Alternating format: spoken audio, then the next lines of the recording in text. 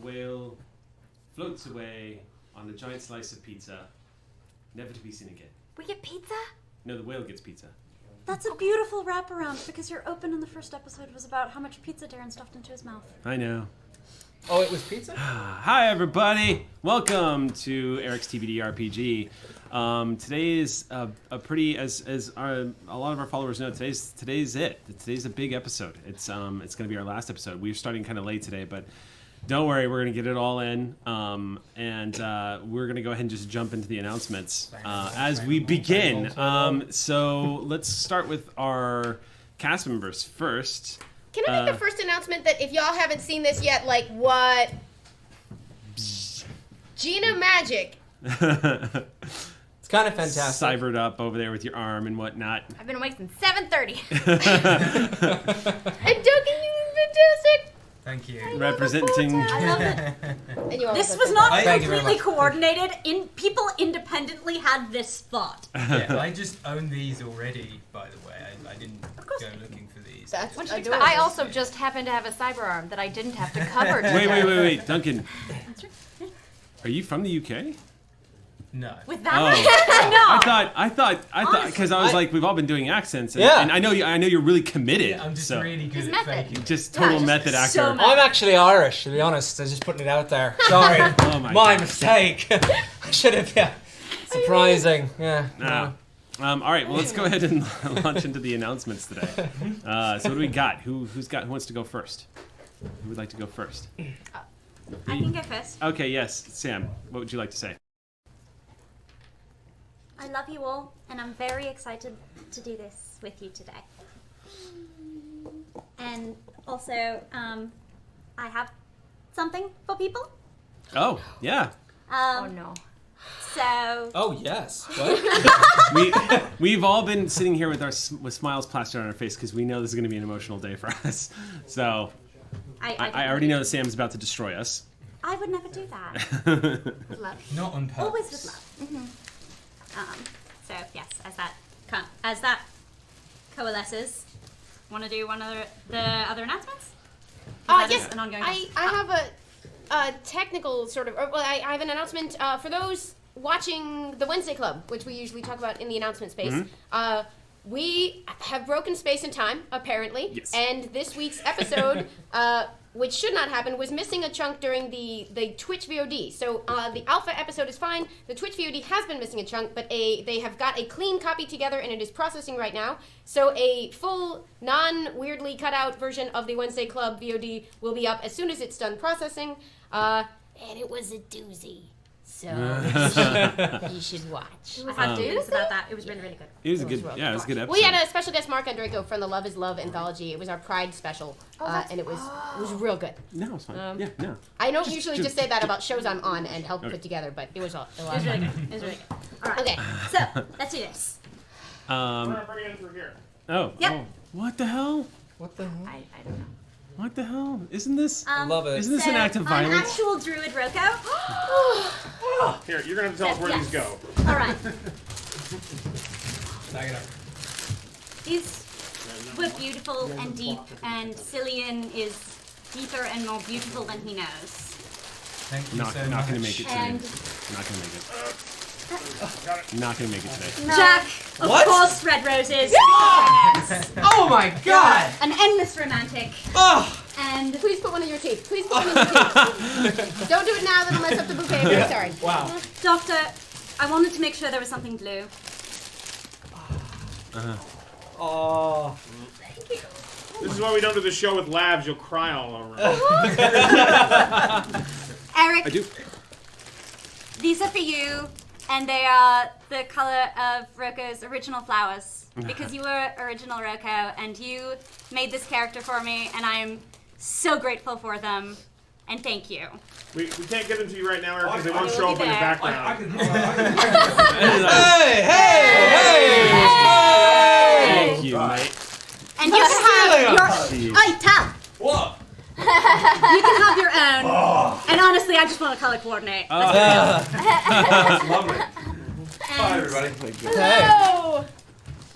Wow. When Those are amazing. Finn came back to Roko, they bloomed with a different color than the original ones. And so, these are for you. Thank you. And that's for you for being amazing and Aww. supporting us on this show. I was so sure there was going to be some sort of box reference here. All right, sure. Thank you so much for everything you've done for us. And I love all of you. We love you, Sam. Thank I'm you. going to share this with the whoever. And you all make me really happy. Oh my And goodness. you make me bloom. So, there.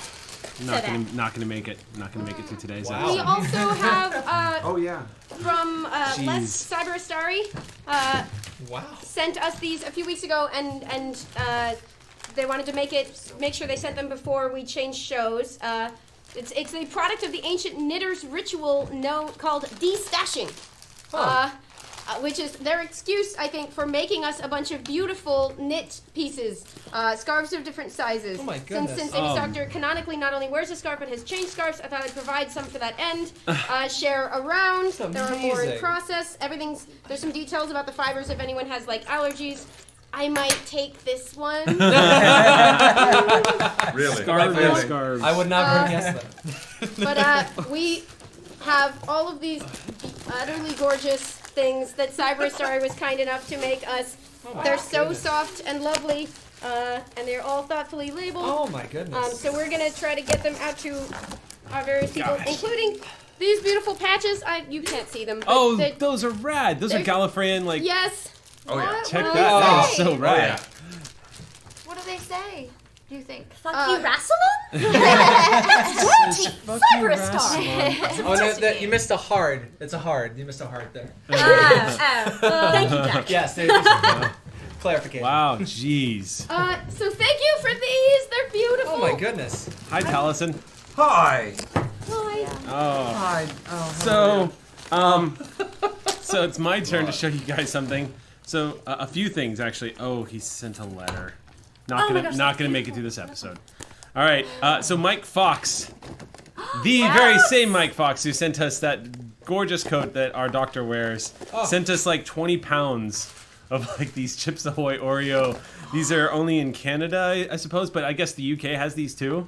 But Mike kept talking about how They're good these were. incredible. They're They're incredible. Duncan's I'm vouching going for to them. wreck those. We don't have them here in the US. Oh. It's chocolate. I've eaten it. We can't have nice things here. Yeah, each one is.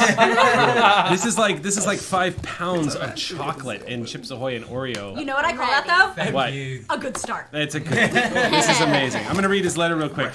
Don't worry, guys. I anticipated we were gonna have a long top of the episode, so. That's why I thought we should do stuff at the top. Yeah. So we're gonna get through our stuff today. Don't worry. Let me read what it says. Eric, I hope you die. Whoa. No. I'm Mike has changed. Is that a picture Oh of you no! sleeping? The That's universe impressive. is changing. Oh my God, the universe is changing. Oh my God, Mike Fox is evil the whole time. He's changing back. I Do you wanna do your letter? One Yeah, moment yeah, on do yours, Cyberstar do yours. because I forgot to. I read this and treasured it, and then selfishly did not. Oh yes, you must share it. Let's see.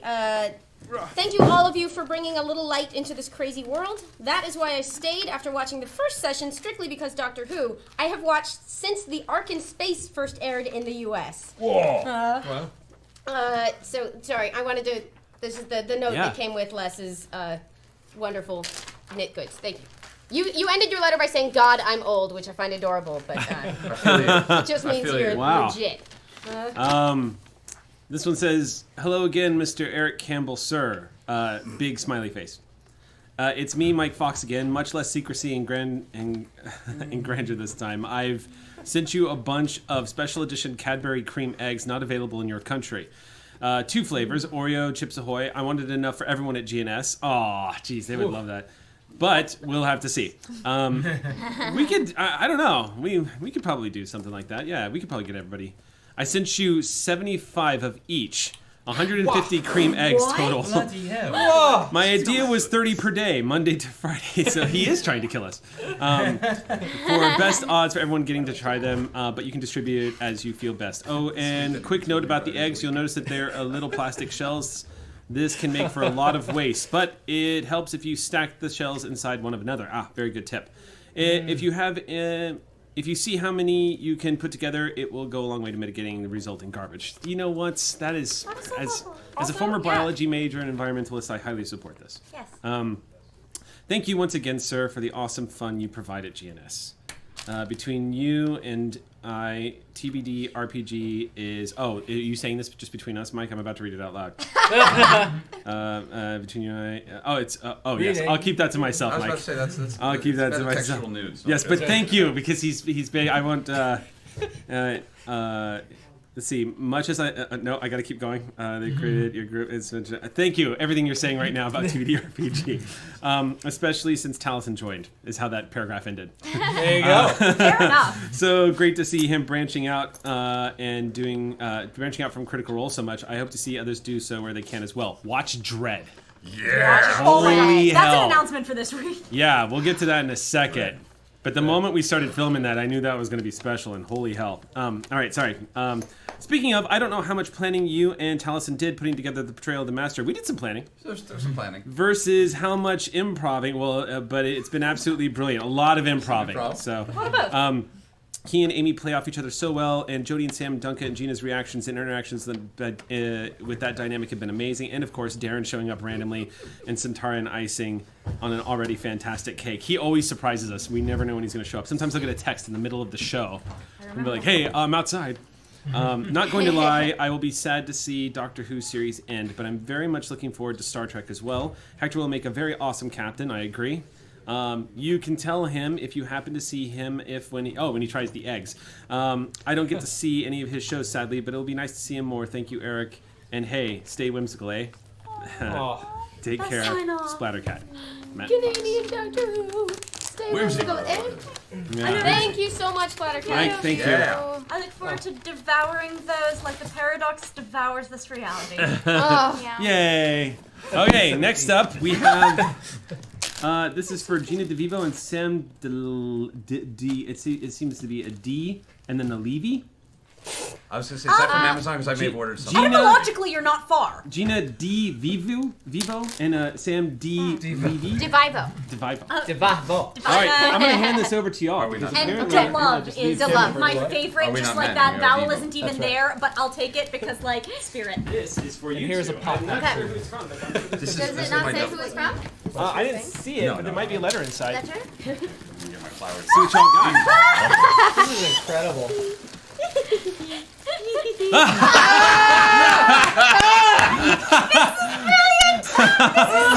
Oh my god. Wait, it's like our love child. Yeah, he's a pirate and a tree. If they ever had a love child. He was all Oh, up that's in so Roka cool. about repopulating the Overcall, and we're like, that's not how biology works. No. Well, you can just put an eye patch on that and No, you're good it's to go. just Was that you, Zeeps? you planted a flower. Yes, it was Zeeps. Zeeps all up What in our would a business peg when leg we were look like? drowning. Never mind. Yeah. No, you planted. This is one of How the do you put a peg flowers. leg grew down into the a flower? green. Like, that just Oh, I doesn't- love this. This is delightful.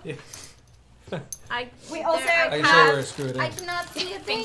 Wait, Oh, we you have. think? I can't do this with my hands. I need Okay, your. I may not. I just got Oh yeah. Oh wait, I'm let's really, put together. I don't know what I'm doing with them yet. It's very exciting. Oh, I need it. All right.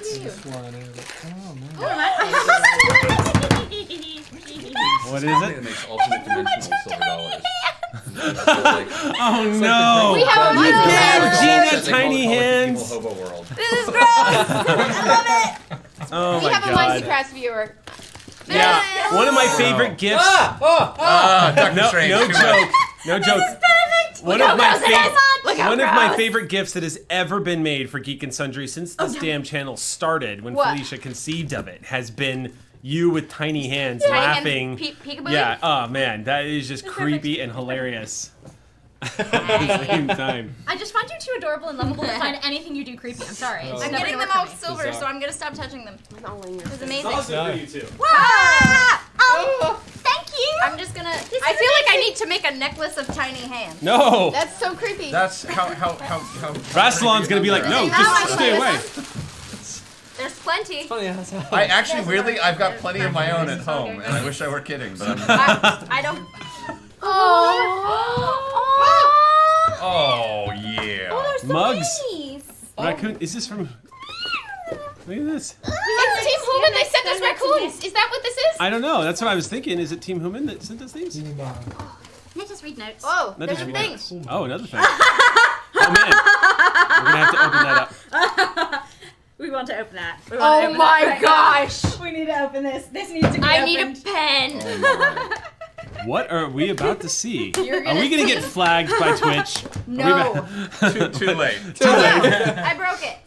Good, that's a Davros pencil. Davros pencil. I mostly I use may ones have that a- are already I may have an broken, you iPhone guys. pointing. I'm not Guys. being a jerk. Guys. Like, the tips are bent or whatever. Here?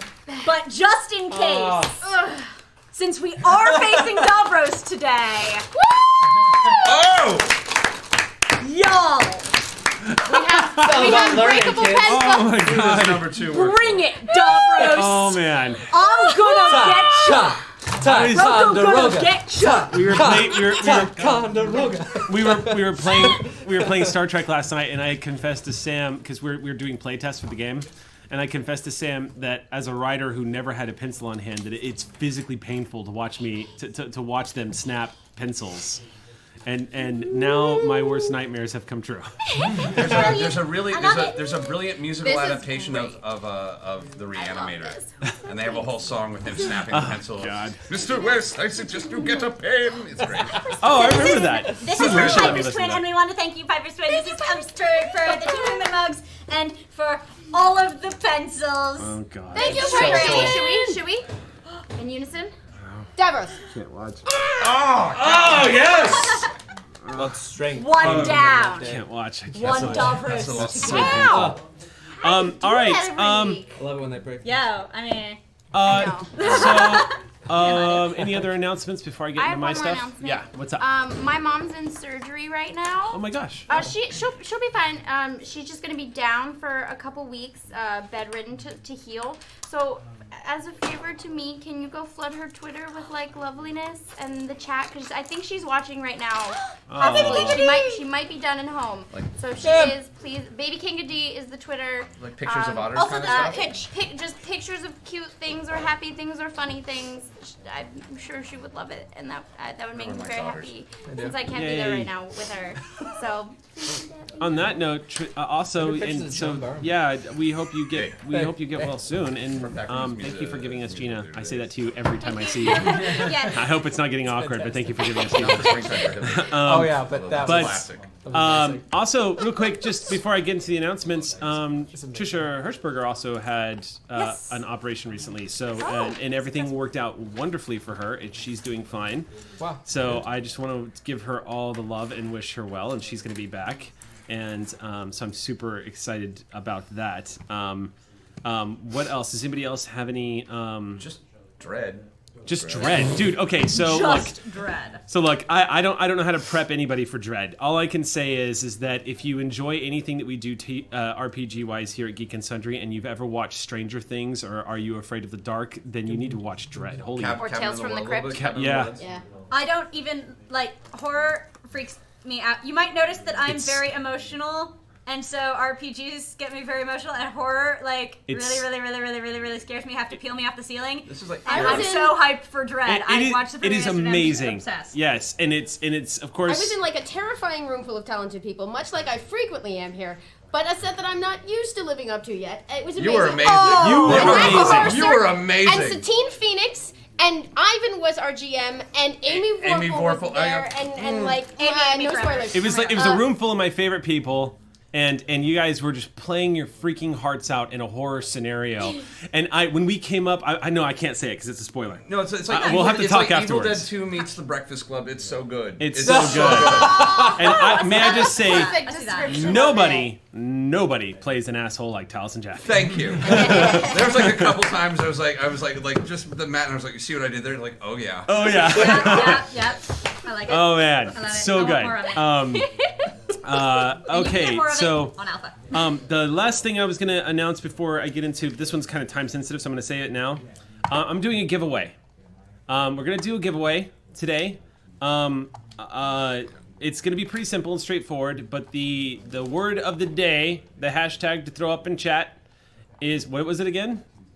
Beginnings. And the winner of this giveaway will be getting. I'm going to give away my dice.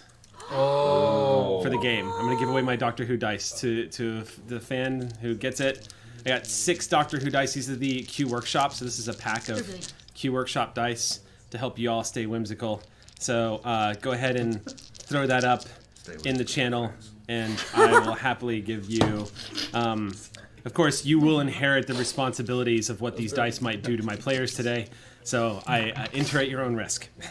All right, so I think we're just about ready to start. There's one thing. Here you are talking. What's up? Sorry, we're working on some logistics. So my goal has been, during the time we're down for the holiday, to run a marathon of Eric's TBD RPG, basically the entire series. You guys recorded well over 70 hours of it, it turns out. Yeah. We're probably going to have to start something around Sunday, and it will run all the way until broadcast starts on Wednesday for the new season. We're going to take a little break to play Critical Role episode 103 when we normally do on Monday morning, because we don't want to disrupt people. But otherwise, it will pretty much be the entire thing. But all the logistics are being worked out, so look to our socials for more information. I'm also going to talk to everybody about maybe putting up a playlist for the show. I've kind of got one together. But I want everybody to have some input to make sure everybody's happy with what Thank they you have. for reminding me. Taliesin. I've got everybody at least a couple options for everybody, so I want to make sure everybody's Yeah. happy with it. So we'll announce when that's going up. But Taliesin, for the past couple of weeks, has been meticulously putting together that Spotify playlist that he had mentioned a while back. He's been working on that the whole time. I will not and hate a damn what a song. perfectionist, because he's been just going at it. By Mark. So yeah, go ahead. Let's see. Oh, there's one last thing. One last thing before I get into my final words, and then we're gonna launch into the game today. The last thing is, a bajillion years ago, Sam got this for Gina, and it's been sitting on my desk for like 3 months. So I'm gonna go ahead and bring this over and give this to you now. Policy. I'm only gonna hold it with this hand. Is that Hold it, but it's a glorious book of pirates. It's an amazing book. It's a beautiful, beautiful book to celebrate Pirate Finn. It's an amazing book. You read it? Oh yeah, To keep I close to own your a couple heart. copies of it. It's actually all in it. It's really good. So let's see. Anything else? I think we can start up. Unless there's anything else. I'm just gonna say thank you. A lot of the stuff is going to be said at the end. Yeah. I've got. I timed it out so we had to start at 12:30. We're 2 minutes ahead. So All right. I'm just going to say real quick before we start. I just wanted to thank everyone who's joined us, who jumped in on this cast. I want to thank Jody, who was a guest. Jody, who couldn't be here for the final show, but had a brilliant going out scene with the Corsair. Jody, no. Yeah, we're gonna be Jody. No, we're going to be Jody. We're gonna do this. I'll figure out how we can do this later, but because I didn't prepare our Twitch guys for it. But we're also going to be giving away Jody's character sheet, which she signed. Woo! She's gone through 2 character sheets, but this is one of them, and she went ahead and signed it.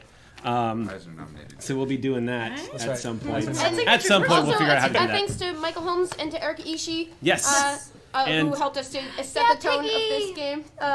Piggy and Bargle Bill, and then also I want to thank Mercer, of course, Matthew, who jumped in and gave us meat stick. You know, it was fine. Yeah. Deeply adequate. Dude, honestly, Matt's one of my good friends, and I am very aware of how busy he is because I house sit for those guys, and I just want to say I know exactly how insane Mercer and Mauritius' schedules are, and that like you. That you are able to, that any of the Crit Roll cast was able to jump in and play with us has been a true treasure. And I just wanted to thank Matt, but also deeply thanking you, Taliesin. You mad scientist for jumping in and playing the master. It's been so much fun. This is so much wish fulfillment. I can't even begin to that's What do you mean? And can I just say that's actually leads me to Darren DePaul because. I asked him if he'd be interested in playing, and he said the same thing, that playing Doctor Who is wish fulfillment, and that he just wanted to, Darren was great because he's just so interested in story, and he really helped me put together and find the love for the game as we moved on, because we always knew he was going to be a spotty player because of his schedule, but it was great to have him on. So, and then I also just want to reserve one last special thank you to Duncan, who had never role-played before. This was his very first RPG ever. Wow. And That's true. Duncan, for a quick recap, Duncan is my former boss at the retail, because up until I got the director of development job here at GNS and became a Twitch host, I was working for minimum wage at a retail store selling collectibles for way too much money and overpriced. And that had been my life since I moved to LA in 2000, was just working minimum wage jobs and scrapping together and doing writing work and all that stuff. And Duncan and I met at the store, and we became good friends, and he tolerated my laziness, which I will always be grateful for, because working the eBay store was mind-numbing as hell. But I called Duncan up because it was an excuse to hang out, and I asked him if he wanted to jump in on the show. And for somebody who has never gamed before, dude, you dove in head first. Like, it's been such a pleasure having you on the show. Thank you. And I can confirm to all of you, this is not the last time you're watching Duncan on Geek and Sundry Twitch. Duncan has joined the family. He's going to be around. I'll be back. He's going to be around. I won't be back as often as I'd like to be, but I'll be back. Yeah. So... no matter how often you're here, I think that's the case. This place is magical. It is. It's great. And in conclusion, real quick, we're just a little over my time allotment, but just real quick, I just wanted to thank some of the original members of the pit crew, Dustin, particularly Dustin and Lucas, because they helped me push. Thank you. They helped me push. They helped me get the show, basically. They came up with the initial pitch because Dustin was really happy with how the Star Wars game went for the Pit Crew show, and they gave me TBD-RPG, and it's evolved. And with the direction of Sax Carr, this show has become what it is. I mean, I have to say, I think Sax has been our knight in shining armor. He's been our guardian. He's been pushing the show and protecting it, and and surprisingly didn't need any protection. Apparently everyone at LDN and GNS and everybody has really been behind the show. So this little tiny RPG show, it's been great. And Sax was at the helm, and I just want to thank him. And yeah, lots of thank yous. It's like an Oscar speech that won't fucking end. All right. Oh, I have a winner. All right. So it looks like it's Lay574. Oh, Lay! Lay574. Yay! Lay574, you were getting my dice. You're going to get the dice. That's cool. So it's on your head. It's on your head if these dice killed people today. Can we just, we'll do more of them at the end, but thanks to Gil for the Sonic and to Matt Olson for the art. Yes. They kicked us all Jason off. Charles Miller. To Jason Charles Miller for being Jason Charles Davros. Miller Yeah, for being Davros. One of my favorite tracks on the Dylan. soundtrack. You've taken such good care of me. Yeah, there's so many people to thank, guys. We'll probably be gushing about this on social media And over all the of you holiday for weekend. Your art. I can't. The art! Oh my god, The art has been incredible. Oh, heavens. Shivani, who's just been shelling out art like a mad woman, just dishing out all this incredible art all the time. As congratulations on your degree and your graduating magna cum laude. Holy hell. Potter Boy for being a very active, very... there's so many people in the Discord. I should have brought a list, but anyway, we are now going to pause all of the love for a second to get back into the universe saving. We have until 3 p.m. There's still love in There's a little bit of love lingering. So let's go ahead and dive into our very final episode of Eric's TBD RPG in the Doctor Who campaign. Where we last left off was you guys were just getting in the TARDIS, and the destination was Gallifrey. I wanted to pose something to all of you. Being that it's our last episode and you're literally jumping into the final confrontation, I thought we kind of cheated a little bit when we didn't have our moments that you wanted to take, Doctor, because we were trying to wrap up that episode and get it set for this episode. So as we're moving to Gallifrey through the time vortex, I want to pause and use the first half of today's game to actually play those moments that we kind of glossed over. Everyone's moments before the final battle. Everyone's sort of...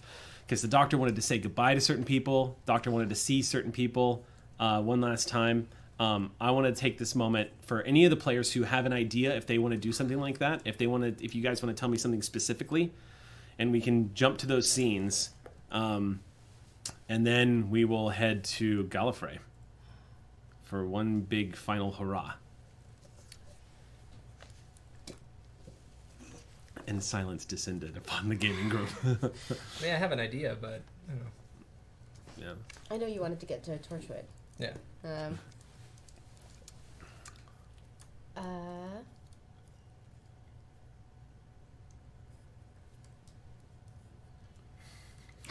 The pressure! I don't know. Yeah, you have... We said goodbye to them last week. and now it feels weird to be able to say goodbye to them. Yeah. Here's the thing is, because the universe is starting to repair itself thanks to you closing these rifts, what it means is things that were once able to be accessed are now becoming time-locked again. Yeah. Slowly but surely, these fixed moments of time, which are creating the structure of the time-space continuum, are reasserting themselves. So this is going to be one of your final moments. And some of these events that have time-locked, especially because of the events that you have all been a part of, has been that necessary lifeline to keep the universe breathing before this final confrontation. So there's a lot of things that if y'all want to do, you can. You don't have to. If you feel like at this point, and I know that I might actually make this decision myself if I was in the TARDIS, but if you think at this point a goodbye is too much, or if you feel like it's just forward is the only way to go, then that's the direction we go. But right now, for these brief moments, all of time and space, all of it, is still open. All the doors are still open. And the universe is in a constant state of flux. So things that were may not be, and things that were meant to be may be again.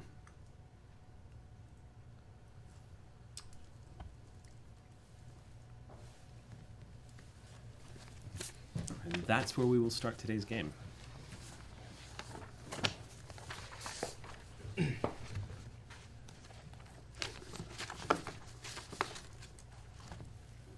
have a goodbye I want to say, but I don't need to be anywhere in particular to say it. I can say it from anywhere in the universe. Because I'm cool. Because I'm cool. I want to reach out to Leviathan. Telepathically. Even in the time vortex, outside the boundaries of the universe, the presence of Leviathan is still... It's not anywhere near as strong because you're outside the boundaries of reality, but it's still present. Almost as if its presence in the universe itself has become so finite and such a staple of the universe's existence that they have become one. So it's no different than looking through the time vortex through a window and seeing the universe itself. And you, as you close your eyes and kind of lean up against the TARDIS control console, you feel that unspoken, that presence. So much being communicated with nothing being said. That warmth washing over you. It's like a deep hum that kind of reverberates throughout your entire body. This must be what it feels like when the Time Lords say that they can feel the turn of the universe. And you feel it now as you're reaching out once again to that familiar place.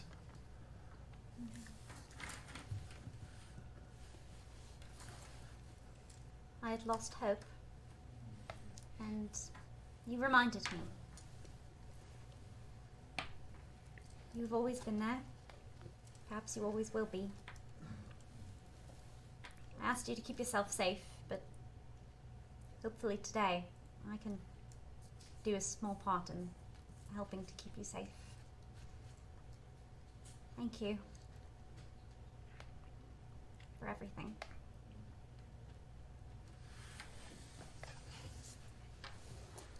Roko, as you pull away, and you open your eyes, normally that psychic connection immediately kind of, it fades away. But as you open your eyes, you realize it still feels like it's there. Almost like it's real quiet. Like a dim hum, maybe in the next room, but it's there. And it almost feels like even though you are not directly connected with this ancient being, you feel like maybe a piece of it is still inside of you as you leave. And Finn, it is kind of a moment where you see Roko's once again doing their thing, and you're like, "Oh gods, what's gonna happen now?" And but when Roko comes out of it, I trust at this point. What's that? Yeah. Well, yeah. When Roko comes out of it, Roko, it takes you moments before you're even aware, but there's a warm smile, and for the one of those rare moments where it almost looks like the plant lizard creature is actually the source of sunlight. House Leviatus. You know, if there are whales in oceans, then maybe oceans aren't so bad after all. Wait, Zeep says, there are whales in oceans? Did I know that? It's in the library. You should read about it. It's excellent. It's like the only good thing about that saltwatery man. There's lots of Ocean things is great. in the ocean. But how does it fit in the ocean if it's the size of a planet? That makes no sense. Right, it's a bit smaller. More like little baby Leviatuses. Oh, so That's why that's a space whale. And other things are not space whales. They're just like whales. So they go to like a planet, and they lay their eggs, I guess, and then the babies are in the oceans, and then. Honestly, I don't know how it works. That's not exactly how it works, but I'll tell you later. You're from Wales, right? Oh. A slow clap. This pun brought to you by Duncan. High-five me right now. Duncan Barkley. Somewhere in the universe, there's a slow Thank clap. you for breaking the tail. I'm from all over the place. Get around, you could say. I'm glad someone went there. Doctor, everyone, if I could, since we are allowed to go anywhere, right? Yeah. I suppose it's not really home anymore, but there's a thing I used to do as a kid that I kind of want to leave as an official goodbye. Right, where are we headed? Home, I guess. Can you narrow it down a bit? Yeah, I just sort of there. Earth, early 17. Ireland. Yeah. Well, it was Scotland, but you've said Ireland so Oh, many my bad. times. Oh, have So I? Yeah. It's not. By Ireland? way of, I guess. It was originally Scotland. The TARDIS knows. The TARDIS knows. The TARDIS knows where to go. Here's the thing. I can't get in trouble. I'm Irish by birth, but my family is Scottish. So if anybody gets mad at me, tough luck. I'm on your side whether you like it or At not. this point, I don't even know what the accent is. It's Finn. It's Finn's accent. It's Finn's accent. It's Alright. a Fincent. So All right. it just land when my mum's sleeping. I don't know if my brother still lives there, but just Do I need to roll? No. right. You pull that TARDIS handle back, and the TARDIS shifts suddenly in the time vortex, banking a hard left. And yeah, it's literally like that left turn at Albuquerque. And a few moments pass, and you feel the TARDIS arrive. Right. So my house is basically just like what you would imagine, just like on rolling hills, lots Highlands of farmland. or lowlands? Lowlands, but Lowlands. like grass and moss and wet grounds for days. Yeah. And and just a tiny, very small house that probably has one room that we all used to sleep in. Cobbled stones. And cobbled like, and, yeah. and Oh, good, like it's not made of wood. No, not made of lovely. wood. And I'm going to instruct everyone. I love Scotland. Right, so I was a bit of a shit when I was little, and I used to stack stones everywhere in the way. So, just have at it. And I want to spend the evening stacking bunches of little stones everywhere as like don't worry, I'm not dead. Maybe I'm somewhere. So this will be long after you left and vanished Yeah, at this sea. is, I have already, I assume, my Okay. family has been informed that I was lost at sea, but I'm stacking the stones for them as I'm still Okay. here. The universe recognizes that You, for my family. when you step out of the TARDIS, Gone but not lost. right? So when you step out of the TARDIS, it's a typical. It's late. It's in the probably early morning hours, maybe 2 or 3 a.m. You can hear the distant lapping of the waves against the beach, not too far from here. Remembering how you used to run along that beach as a little girl, promising yourself you were going to sail it someday. Zeeps follows you out. As who is it? This is just going to be a Finn thing. Are you just going to go by yourself, or is somebody coming No, with I you mean, guys? I'll stack some stones. yeah, I'll take that invitation. I want stones everywhere. Zeeps will say. On the roof, on the front of the door, on the windowsills. Zeeps, he kind of steps next to you as you're walking out, and he just, as everyone's kind of piling in and following you out into the cool, to say the least, cool Scottish air. Zeeps just says, "Hey, Finn, I never really. I don't know how to say this. I didn't know my mother and my father, and I don't think I've ever really had." He kind of stops for a moment and he looks behind him just to make sure that like no one's listening. He even like makes sure the Roko's not too close, and just kind of, I've never really had family, and I was just wondering if I could stack, if it'd be alright if I stacked my stones next to yours? If that would be alright? I would love that. Okay. I want to ask you a question. Yeah.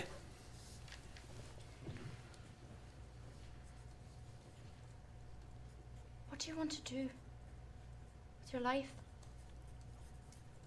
What do you want to be? Oh. Honestly, I didn't. This is going to sound awful, but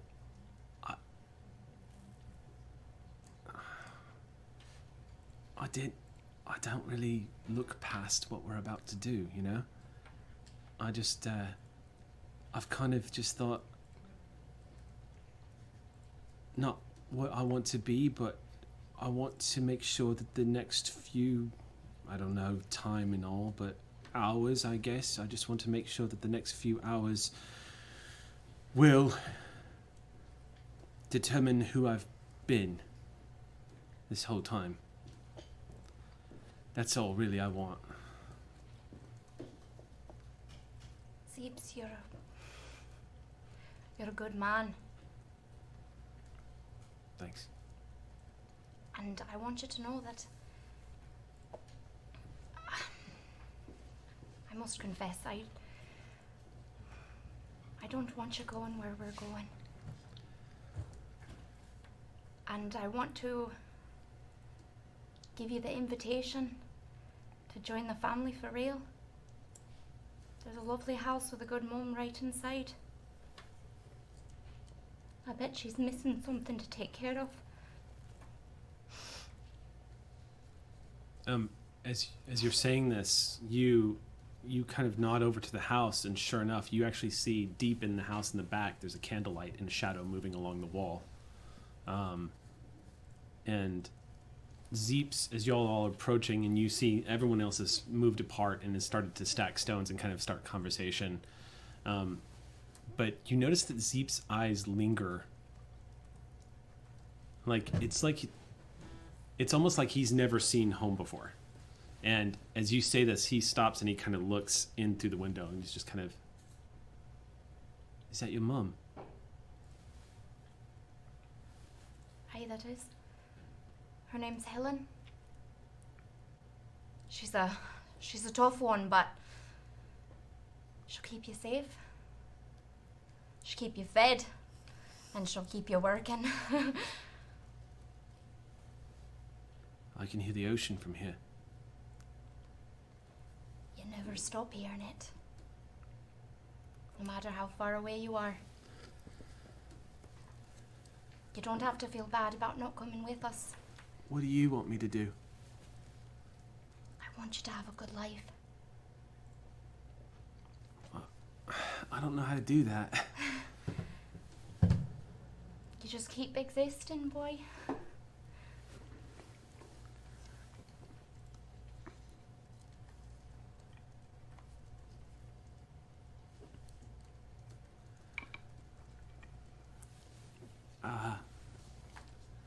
Actually, I was wondering if I could help stack the stones with you then. Take your time. We'll stack the stones. We got time. Let me know what you decide. So, And if you do decide to go in there, tell her Maggie sent you. Zeeps, he nods as he's thinking about this, and the two of you suddenly begin to notice around you, you're hearing the clacking sounds of small stones being very carefully set as to not make too much noise. After about 20 or 30 minutes, the lot of you have made a mini Stonehenge out there. You got something? Oh, yes. I'm being very quiet, but, there's no harm because they won't be invented for a couple of years. So I have constructed an elaborate replica of a police box out of stones. You're like, I wonder where they come up with the invention. There we go. I'm getting moss over all of the stones. Jack was not really stacking stones. He was watching everyone bend over and stack stones. Oh, God. I'm like squatting down very straight. Yeah, it's like, The adventures through time and space have kept everyone in very good shape. Thank you. I wandered past with a large flat rock, like, how's it going? And then there's the doctor who's just like, excuse me. So for the next hour, you all managed to take your time here, creating a little monument to the life that Finn left behind. This little girl who was called to sea, who was called to the stars. When the job is done and everyone starts filing back into the TARDIS, you're all moving towards the door, and Finn, you notice no one's fallen in step next to you, and you stop and look back, and Zeeps is standing about 10 feet away, looking at you. Mm-hmm. You're the last one in the TARDIS, and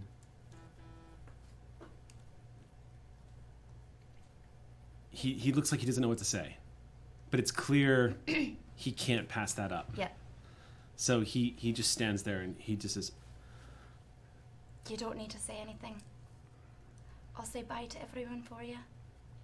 And a word of advice, just a bit of warning. Behind that door, it's much smaller on the inside.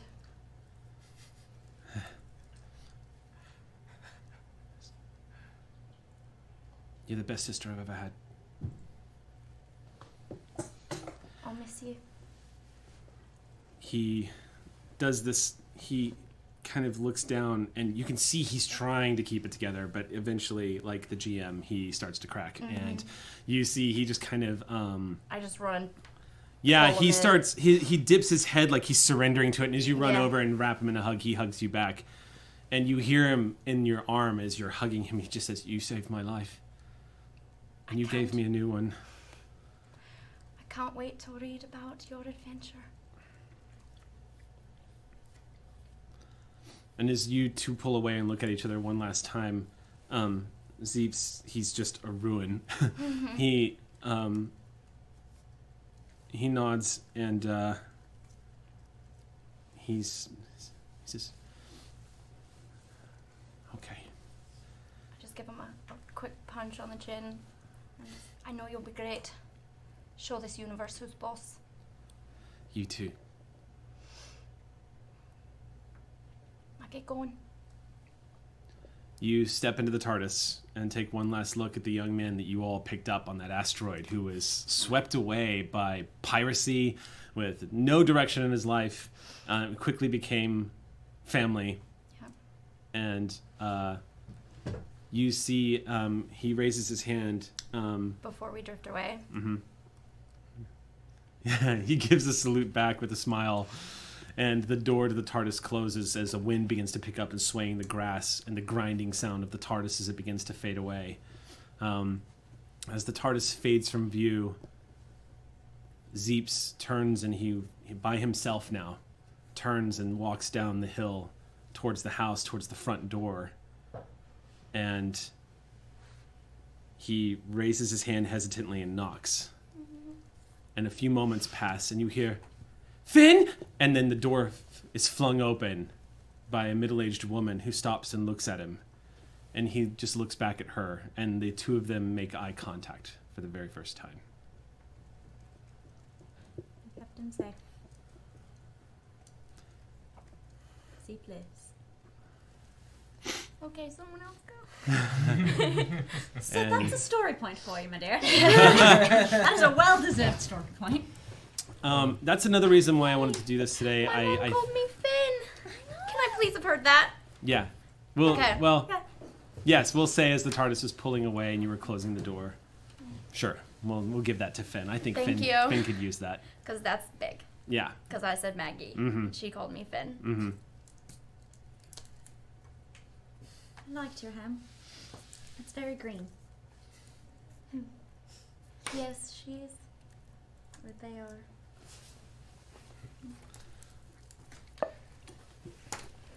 As you all are, as the time vortex, as you are spinning through the time vortex at this point, the TARDIS begins to lurch suddenly to the right as it chooses a new destination. River is like clutching. She goes, "Oh, what's it doing now? We don't have a lot of time." What? Look, I'm all for all this heartfelt stuff, but we do have a universe to save. I already said goodbye to Yanto, and no one needs to have seen that. I have one more stop. Sam disagrees. All right. That one. Because you last time we saw Rose and the family, right? We stopped in it with Martha and Mickey, and we Yep. took a look at Donna. But I'm circling back around, and I'm leaving a letter in the mailbox For Donna. Donna. The letter says that Donna has won an extremely exclusive tour of the Tower of London. Seed, soil. It says that there's a like a shopping spree attached, so she'll go. And it says it is from a cultural improvement organization called Doctor's Orders. Okay. Nice. Oh my god. But it's dated. The tour is dated for a couple of weeks from now. So either this will have happened or it won't.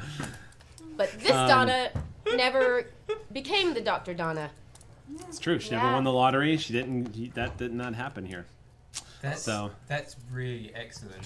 Story point. Yeah. For real, I love that. I love. What I love is that in a few weeks, if there is a few weeks from now, what I love is that I'm picturing like a unit soldier holding the paper, and Donna going, "Well," yeah, and the unit soldier just going, "You best fetch them, ma'am." I didn't want to specify who'll be the head of unit because I have absolutely no idea. I just see her go, "What? Military boy? Oi! Whoa! Oi!" I just watch like I ain't bothering. Amy Doctor and Donna's Catherine adventures. Yeah. That's the Amy- best Doctor and companion Amy Doctor and possible. Donna. Amy and Doctor and Sassy Donna. as hell. Yeah. So whatever happens today, that will live on as fanfic in me. It's like a weird Dr. Mean Girls crossover. Dr. Mean Girls crossover. Really intense. I really like the blue. All right. They're all blue. The like whatever that one is. The first one. I've always imagined No, what What's that? It's little, but it's have pretty. It's got Amy a, and Captain Jack, Yeah. What's like that one? Amy Pond and Captain Jack going off in space. I've always wanted to see that. That would be great. That would be amazing. That would be amazing. That one looks like ocean. So we don't have time Yes. to stop by Torchwood, I suppose, because it's we already did that. Yeah. Yeah. Yeah, you had time with Yonto. Tanyata. That's right. Time with Yanto. Oh, these are, I'm supposed to not be separating them from the descriptions of what they're synthetic fiber or they're not whatever. Everyone keep track of things. Oh. Real quick, as we dive back into the game, and we just took a quick. I just wanted to real quick just say this is going to be Peter Capaldi's final episode as the Doctor. Just so happens to line up with our final episode of TBD RPG. Wait, today? Yeah. Tomorrow. It's What? tomorrow. We planned that. Like, Oh, yeah, I we have totally been in planned discussions that. with Oh my BBC God, for what? months. Capaldi has been one of my favorite You've been people holding to out on ever us. put on the coat, and I'm gonna miss him terribly. And I love that he contributed. I love that a fan got to play the Doctor, as has happened so many times before. So anyway, all my love. He may be my favorite. He may be my favorite. He is pretty amazing. He really, like, especially his season 2 and up, it's just... I have another favorite. Anyway. I am not alone. So, Doctor, as you slide that envelope into the mailbox and you close it, you turn around to find someone standing between you and the TARDIS. And it is just as jarring as if, again, a bad movie edit had forgotten that this person was never standing there in the first place. And at the first sight of them, you kind of stop and stare, because at first sight, they don't look familiar, and then it starts to click. Yes, they do. Wait, I know this face. I just have a mouthful of pasty, the Cornish pasty. Of course. Hello. Of course you'd be here. Why are you here? Why do you think? This is it, isn't it? All right, but not like specifically here. Well, where else would I be? Right. God. I can't believe you gave the Corsair all those weapons. I can't believe you get anything done without me. We have a lot to fill you in on. Where are we going? All right. Never felt worse. It's great. God, it's fantastic. Right, where are we going? I don't know if I like this one yet.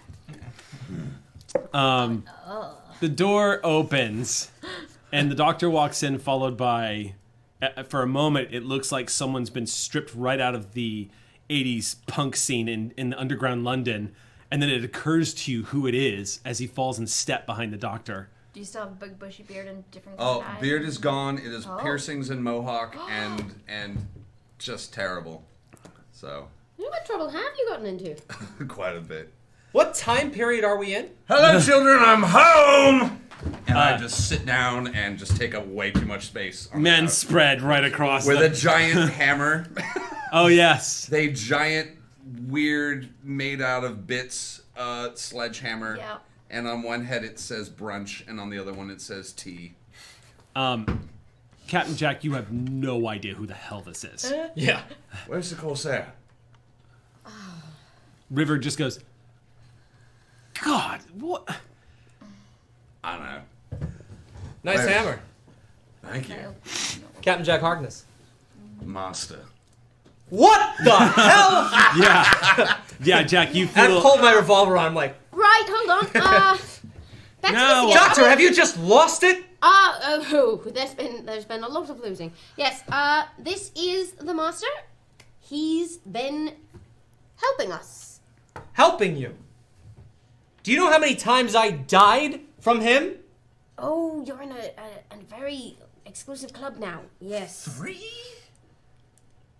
My God, River just says, this is like watching myself from 5 feet away right now. Yeah, I'm really loving you getting a lot of perspective on how terrible you all are.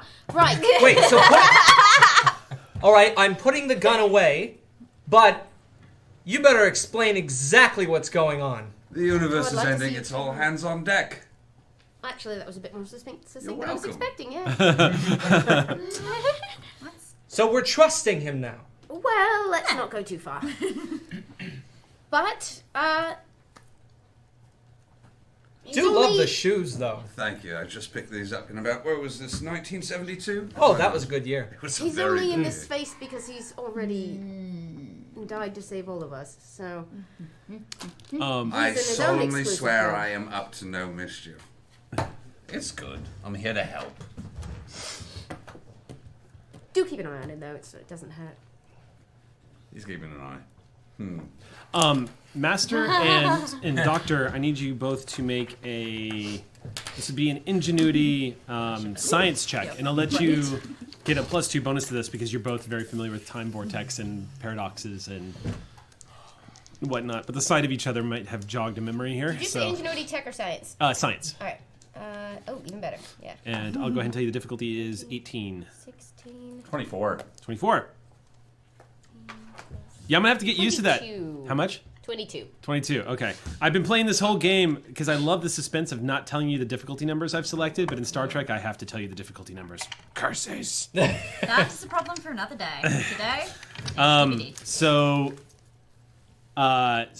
Okay, so you both realize suddenly there's one upon sight of the Master, and as you're looking at your watch, there's one tiny little bit of thing you still need to do with regards to the Master before you head to Gallifrey.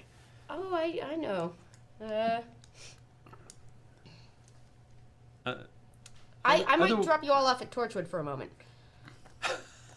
Just to, I mean, unless you all want to come, but we're crossing our own time streams, and we're crossing our own time streams in moment here, and Look, familiar I'll be in my room. familiar territory be fine with me, but I'll be in her room. I need a room. Do I need to go to a room, Master? You hear K9 just buzz up. Yes. I don't like him, Master. He always thinks I'm talking to him, Master. Aren't you? No! Eric, just a quick, It's so cute. tiny quick story beat that we didn't get to touch on yet. What's that? And since he's We're about back, to. Yeah. when we enter my bedroom, What do we find? we find Tall Jim's beautiful yellow snake. That's right. Yep. Yep. That's right. And it's what? And then What in the... hello, sweetie. Yes, there is a large... Christmas Hanukkah again. There is a large yellow python that is wrapped around A banister. yeah, of basically. My bed or something. It looks quite relaxed and at Yeah. home here. I don't remember it being yellow. We had to do Was it yellow? I just always imagined it yellow. I don't know. It's yellow now. It's yellow now. Was it? It is a yellow python. And it's named Banana. Banana. Yeah, I remember the because the master Corsair, the master gave out For gifts. the Corsair. That's right. Yeah. Oh, he's, Um he's a good little rep. all right, so real quick, so what are you guys doing? So you're going to so everyone's going to disperse across the TARDIS, and you're going to go take care of business real quick. sure. Okay. I was thinking that might come up in the context of, let's do it now. Yeah. You can do it whenever you like, so No. long as you do it before you get to Gallifrey, because that's when you enter into some dicey territory. Yeah. I have not figured out what's happening yet. I'm just staring in confusion at all Okay. this. What's up? Can I use one of my skills or attributes to actually get a hold of Torchwood and see if they found any information that could help us with... Because we've been collecting data, I'm sure, about the Lord President for a long time. So maybe there's What something you that can can, help. yeah. Yeah. You could. The doctor's phone can call anywhere in space and time. Right. But the your best lead is actually probably, surprisingly enough, it's probably not Torchwood. It's probably UNIT, because they've had the most contact with TGs. I can just tell you that straight up. If Okay. you want to try to call Torchwood, but UNIT's going to be probably the. And you actually, I'm going to say this universe's Captain Jack. You probably have a good relationship with UNIT. Okay. So I'll flip that. Yeah. Because in this universe and Unit and River have also occasionally worked together Okay. in the past. So the They've two been of aiding the you, resistance for years. So Right. you've probably Yeah. been- Right. a Helping lot them. of the information that Unit has acquired has been through the efforts of the resistance, and so Unit has been in constant contact. Right now, they actually have a Time Lord in their med bay, who could probably answer a ton of questions for y'all if you wanted to ask. Would love to ask. He those is, questions. and if you remember correctly, Kate Lethbridge Stewart did say that he had become conscious and that he was going to pull through, Right. because Dr. Martha, he's Dr. Martha. Yeah. She's quite good. She's quite good. Martha Jones. Yeah. So, Indeed. so you can, if you want, you can make that a destination and go chat with that Time Lord Calvin, who was a member. Who, just a quick refresher, Calvin was one of the Gallifreyan Time Lords who helped you jailbreak everybody out, Right. and was part of the resistance that saved both Finn and Rocco when they We first can met. jailbreak. Right. Great. So, and he's the one that, and to finish the recap, he is the Time Lord that collapsed in the Doctor's arms during Christmas dinner. Mm-hmm. Yeah, That's right. shot to hell. He was saved by a drunk Martha Jones. He was saved. Yeah, who was She's quite terrified. Who had to had to sober up pretty fast. Well, either I can make a call while we're heading there, or go there. It Uh-huh. just kind of depends on what the gang wants to do. I can call from the TARDIS. Yeah, you could probably call from the TARDIS, and conceivably, yes, you could probably communicate with this Time Lord across a line through the TARDIS if you wanted to.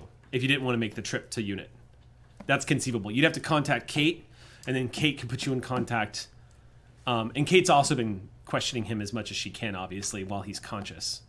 So there's a lot of avenues of communication. Okay. Totally. I think I'll contact Kate since she's already been talking to him. Okay. And I'll just put a call in so we don't have to get off the path. Okay. Yeah. You you watch as Captain Jack walks over to the doors, opens the doors of the TARDIS, and you just see the time vortex spiraling outside. You reach out into grab the phone off the thing, pull and shut the door, and you dial up Kate Lethbridge Stewart at unit. What's Kate's number, real quick? The TARDIS can actually just you can just dial it up. Operator. Oh, I love this thing, and I kiss the TARDIS. That'll go straight to her head. You hear the and you. This is Kate Lethbridge Stewart. Yes, she answers with a full name. Kate, Captain Jack Harkness, how are you? Long pause. How did you get this number? Well, I can't tell you that right now, Kate. I have to leave you with a little bit of a surprise. Got a bit of a situation here. Do you have any information that from the lovely Time Lord that you have in your custody that could... Calvin. His name's Calvin. Oh, Calvin! Is that the Doctor? Hello? Yes. That is. All right, what can I do for you? Look, Kate. Now, Kate knows our plan. She knows that she knows that you guys are going to confront Rassilon. Okay. Kate, I'm going to be honest. It's going to get really messy here. But if you have any information that can help us beat Rassilon, now is the time. I can tell you what I've learned from the Time Lord who's still in our care. I'd love to hear it.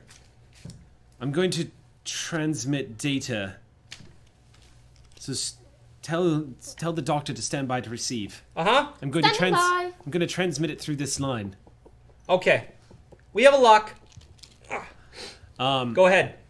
You hear the TARDIS making a few bloops. The TARDIS console, a few lights up, and you see one of those displays. You see a file come up. You see, actually, Master, you see a familiar face. This is, his name is Calvin. He is a Time Lord who was part of the Resistance. He was a captain. And what you're surprised to learn is while you were still in control of the Gallifreyan Council, he was one of the presidential guards that guarded you, and now you're seeing he was actually a cell member of the Resistance this whole time. So it's like one of those rare surprises for you to see his face pop up and be like, this son of a bitch was there when I was eating, like he was there the whole time. Oh, that little bastard. Yeah, don't have everything figured out, do you? But it does have like information that they've managed to get from him that he's been asking, and some alarming things are popping up as you two are reading it. Specifically you two, because as everyone else is kind of dispersed, the two of you are reading things in this file. There are buzzwords that are popping up that are making both of your blood go cold. Jack, you don't fully understand what it is. Have I hung up, by the way? Yeah, we'll say that the data transfer is complete. You close it, but as you're reading, it's talking about Rassilon. It's talking about the Temporal Guard. Apparently, the Temporal Guard, there was not many of them left. And so one of the things that Calvin speaks about in his interrogation, not his interrogation, but his questioning, is you see in the lines of dialogue, apparently he notes that a lot of the TGs had been destroyed by themselves because of the constant use of the the vortex manipulators. It was not all that uncommon for them to fail. It was making them one of the most lethal enforcers. That, coupled with the fact that a lot of them had been sent on hunter-killer missions against key people in the timeline who had defied Rassilon over the years, and you're seeing some familiar old names pop up of people who have been killed. People from your past. Thankfully, you don't spot any companions, but you are spotting the occasional name. You do actually see that, like, on this list, apparently Rassilon put a hit out on anybody that you personally had associated with in hopes of trying to contain any kind of time. Like when the Doctor of this reality was killed to essentially make room for you, it looks like Rassilon caught on to the Master's scheme, and in order to sort of countermand it, went through time and space to try to execute anybody who's appeared somewhere in the Doctor's timeline. And you're seeing names like the Face of Bo. You're seeing a whole host of creatures that have been allies of yours. You see Madame Vastra's name on there. You see, and these are all confirmed dead.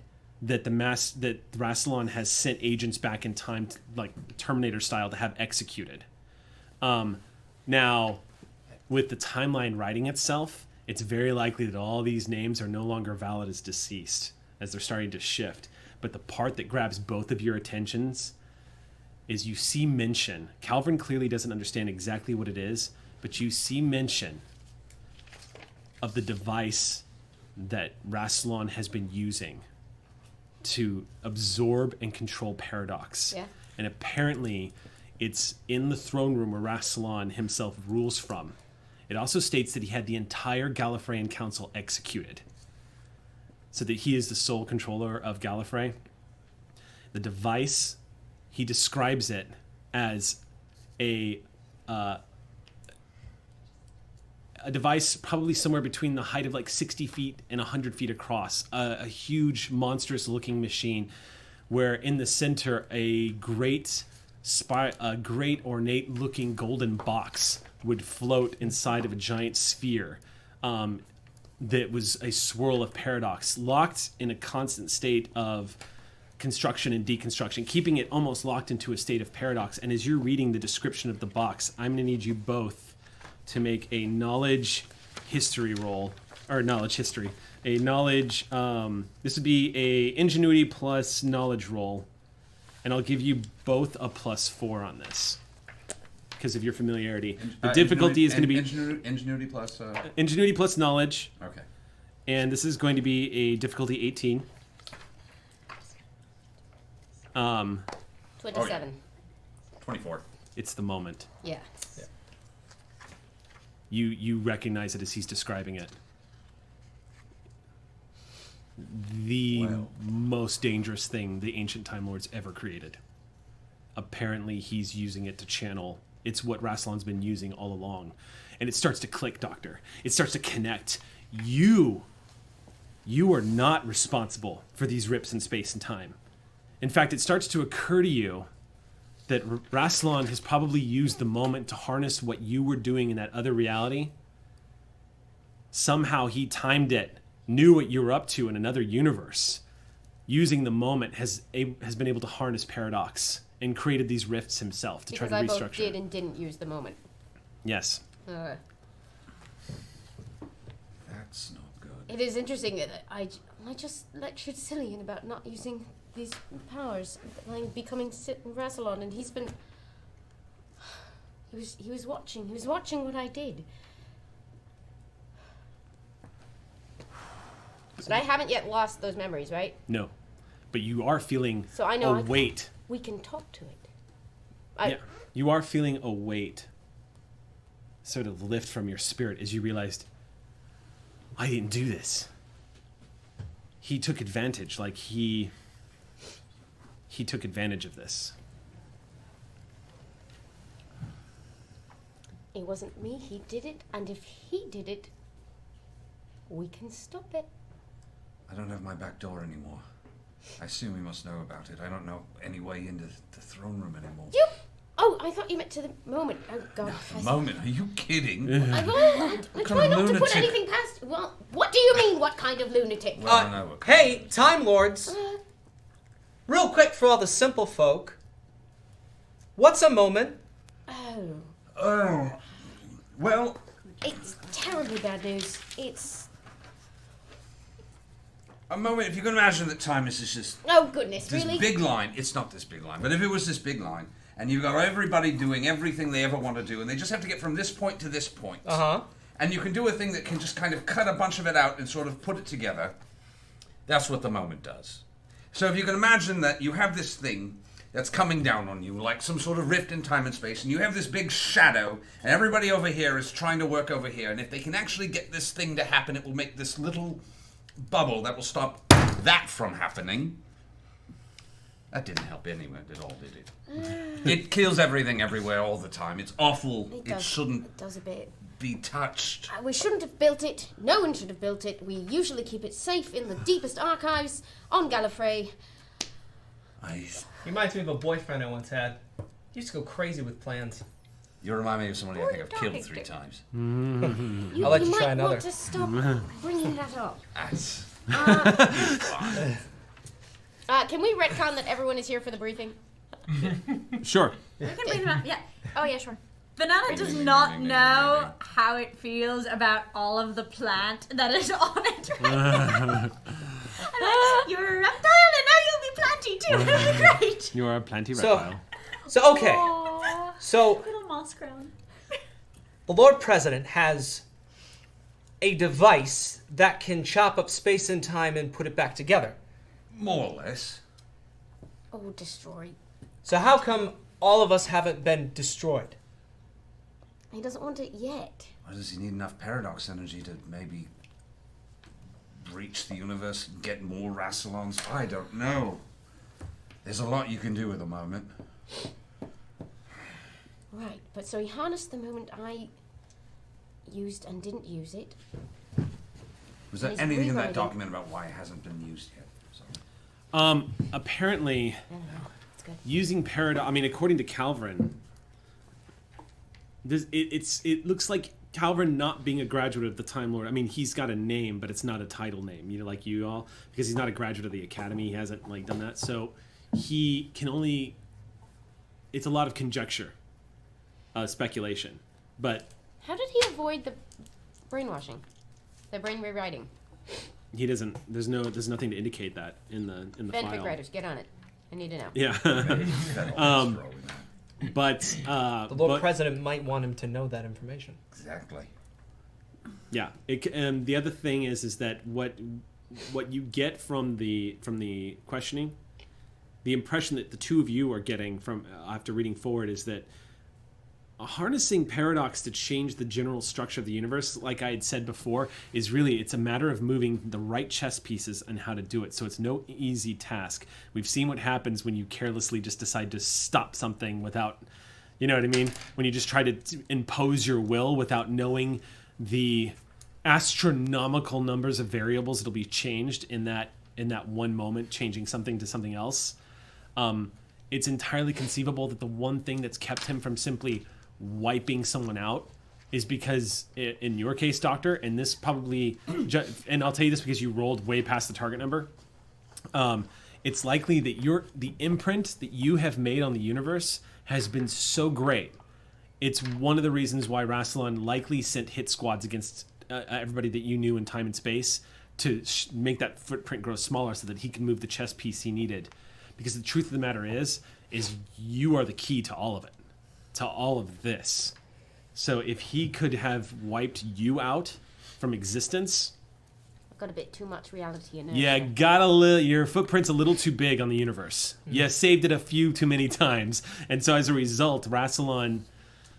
I mean, it is a race against the clock because it is finding that right combination lock that he can do what he wants. But is he trying to break through to other dimensions, or just completely finish his rewrite of this one? If you want to roll, see, this with all the information you've accumulated at this point, these questions could be answered with a roll. Would the doctor be able to suss out? This is one of those moments where the doctor's pacing back and forth. I want to figure out. Wait. I know this. They were destroying everything which was connected to everything else. But is he trying to get to somewhere else, or is he just trying to concentrate his power here? Does he understand that he was destroying everything, or is that his ultimate goal, or does he want us to think that's his ultimate goal? Does he even know what he wants to do? It was genius lowering your footprint. I had to go to the end of the universe to build a paradox engine last time. If you want to make a knowledge science roll, Doctor. Actually, I should start spending points for it, but technically I rolled before I declared that, so I might just have to live with my bad decision. Yeah. Yep, knowledge science. So it's a knowledge science roll, and you have a head for these things, so I believe you get a +4 bonus because of your ability. Knowledge science? Should it be one of my attributes? Knowledge science. Your attributes should contribute to it. I'm sorry, knowledge science. I keep using knowledge. Yeah. Ingenuity? You're going to do, I'm sorry, ingenuity and knowledge. Can I Ingenuity do knowledge. this too, or no? I'll let you assist on the roll if you want. The Yeah. two of you are kind of putting your heads together to figure out what I mean, Can I turn the universe bonus this? Yes, I'll let you use that. The universe is unhappy. Yes, I'll let you basically using your sensitivity to the universe to try to predict this. And I'm going to say that all of you are watching two of the most advanced Time Lords work out equations that boggle the mind. Okay. As the two of them start exploring all the different possibilities. So the two of you. So would you? Math. It's not roll? lovely math. 21. Sure, you're boggling my 21. mind. I'm just watching you. Plus 4. Plus 4? We got a plus 4 bonus. Mm-hmm. Okay, so 15, 19, 21 plus 5, which was my actual roll, is 26. That'll hit it. That will hit it. Nice. Okay, so what was the question? What is he trying to do? It's very likely with that much paradox. With this much paradox energy, it's very likely, just from what you and the Master know about Rassilon, his designs are probably so much bigger than one universe. Yeah. And with the ability, the moment allows him to step and to interfere with alternate realities. Yeah. The moment very specifically states in its file that it can be used to enter and exit other realities. It's very possible that the Master is trying to basically use the negative effects of paradox and conquer everything. Is this not our Rassilon? What's that? Is this not our Rassilon? Who's Rassilon? This isn't my Rassilon. Is this just a different Rassilon? Do we even know if this is our Rassilon? It is your Rassilon. I think it is your Rassilon. It is our Rassilon. Mm-hmm. All right, just checking. Mm-hmm. Oh, but it does. What's he to do with the other Rassilons? It's the thing is that opens the question: is what happens when he connects with the other versions of himself?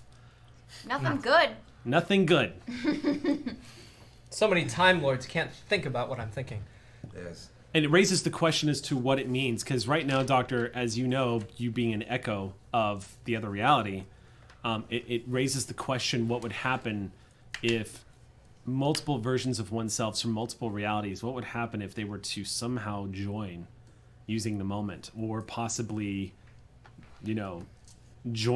Not necessarily just join forces, but actually form into a single being. Like there's the. Even for even for a Time Lord, you're now doing calculations and theorizing outside the normal realm of Time Lord knowledge. You're going into things that exist. You're talking about other universes and realities that you don't have equations for. So at this point, the two of you can only speculate. But whatever Rassilon's doing, it's a gamble. And if he is not successful, who knows? Because in every reality, that, as far as you know, it stands to reason that in every reality, because you had one in yours, there is also a moment. The moment is in just about every reality y'all are coming from. So who the hell knows what happens if one reality overlaps into another, and the paradox that comes from that? He could inadvertently set off a big bang for the multiverse. I mean, the destruction is, there's no way to comprehend it. What he's capable of doing if he's able to pull this off. You have severely stunted his ability to do so. You have cut off a large portion of his power source because you've closed those huge rips in space and time. Right. But it's conceivable that using the moment, he could just create more. He's got the most dangerous weapon in any universe. It could be connected to all the others, but he's in over his arrogant, worthless head, and we're going to prove it. Well, a gun's not going to help. What else have we got? I've got a hammer. Why do you have a hammer? It's special. Oh, I don't doubt it. I think I'm supposed to be. Yeah. Do you still have that screwdriver? Of course. I've always wondered. Why We've is... got a Cillian. He doesn't have one of those. It's true, he doesn't. Yeah, I as hope he I've doesn't have one of been those. working out the Time Lordy equations, I wasn't really watching. It's all circles and bits. But Lots really, of a muttering. screwdriver. You know, the Time Lords, they're terribly clever, but also terribly foolish. They're the ones who got us into a grand cosmic mess with all of their schemes and their knavery. But you have things that they don't. Not the least of which is good sense. Mostly. Mostly. But we all know there's something else that you can do. We don't quite know what. Or how. Or how, or why, or any of those little question words. Mm-hmm. But I'm sure that they're all going to call on you to use your grand magical powers and try to save the universe, but use that good sense and don't let their foolishness suck you into, alright? What I've been trying to figure out is what I could do to reverse even some of this without, collapsing the universe around me at the same time. It's like we have to try and get to the crux of it, exactly what is the root cause of all of this. And we know... Do we have to destroy Rattalon? I know that's not what you want to do. You don't like killing people. I don't like killing people, but is that ultimately what has to be done? Or is there some action of his I can undo? I don't know. I don't know that we will know.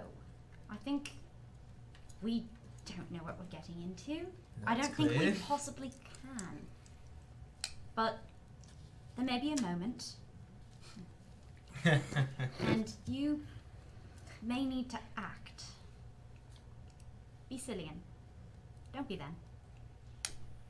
Sorry, what's that? I'm upside down. I'm writing like math all over the TARDIS. I'm just like, what? What's that? Nothing. That's wrong. That's wrong. Just that's not the Time Lords. Yeah. Oh wait, no, you're just doing your sevens.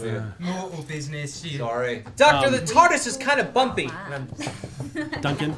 Puny's not a word to use for you. Well, Duncan. Oh no, not yet. So, hold on. So what? So you guys are in the time vortex right now. You've made your phone call. You've read up on the thing, on the file. What's the next step? I do have that last stop to make. Bigger than yours. You want to just get it out of the way? It's a quick stop. The only reason I'm conflicted right now is that I've been planning on doing this for weeks, but I forgot to review exactly what it is I say.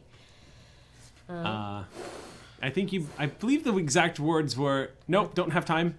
It was explain later or don't have time or something. Something along that, and that the blood will come out. Don't worry, the blood comes out. I believe are the exact words you used. Where are we going? What's going on? I hand you the, Oh, you have the You gave piece? it to me. Yep, she's got it. You gave it to her for Christmas. That's right. I've had it in my pocket the whole time, which is weird because we saw it in the bank. It's a whole thing. It's that was early in the time. Yeah. I don't think you necessarily want to see this. Let's do it. Well, don't go poking your head out, as we've already determined these events. I know how this works. Jack, this was not one of our happier days. I don't usually do this, but sometimes special circumstances call for breaking the rules a little bit. What are we doing, Doctor? And hold your breath. What do we need to do to get convince the TARDIS to cross its own path in this has moment? happened. Yeah. So, with the as I said, the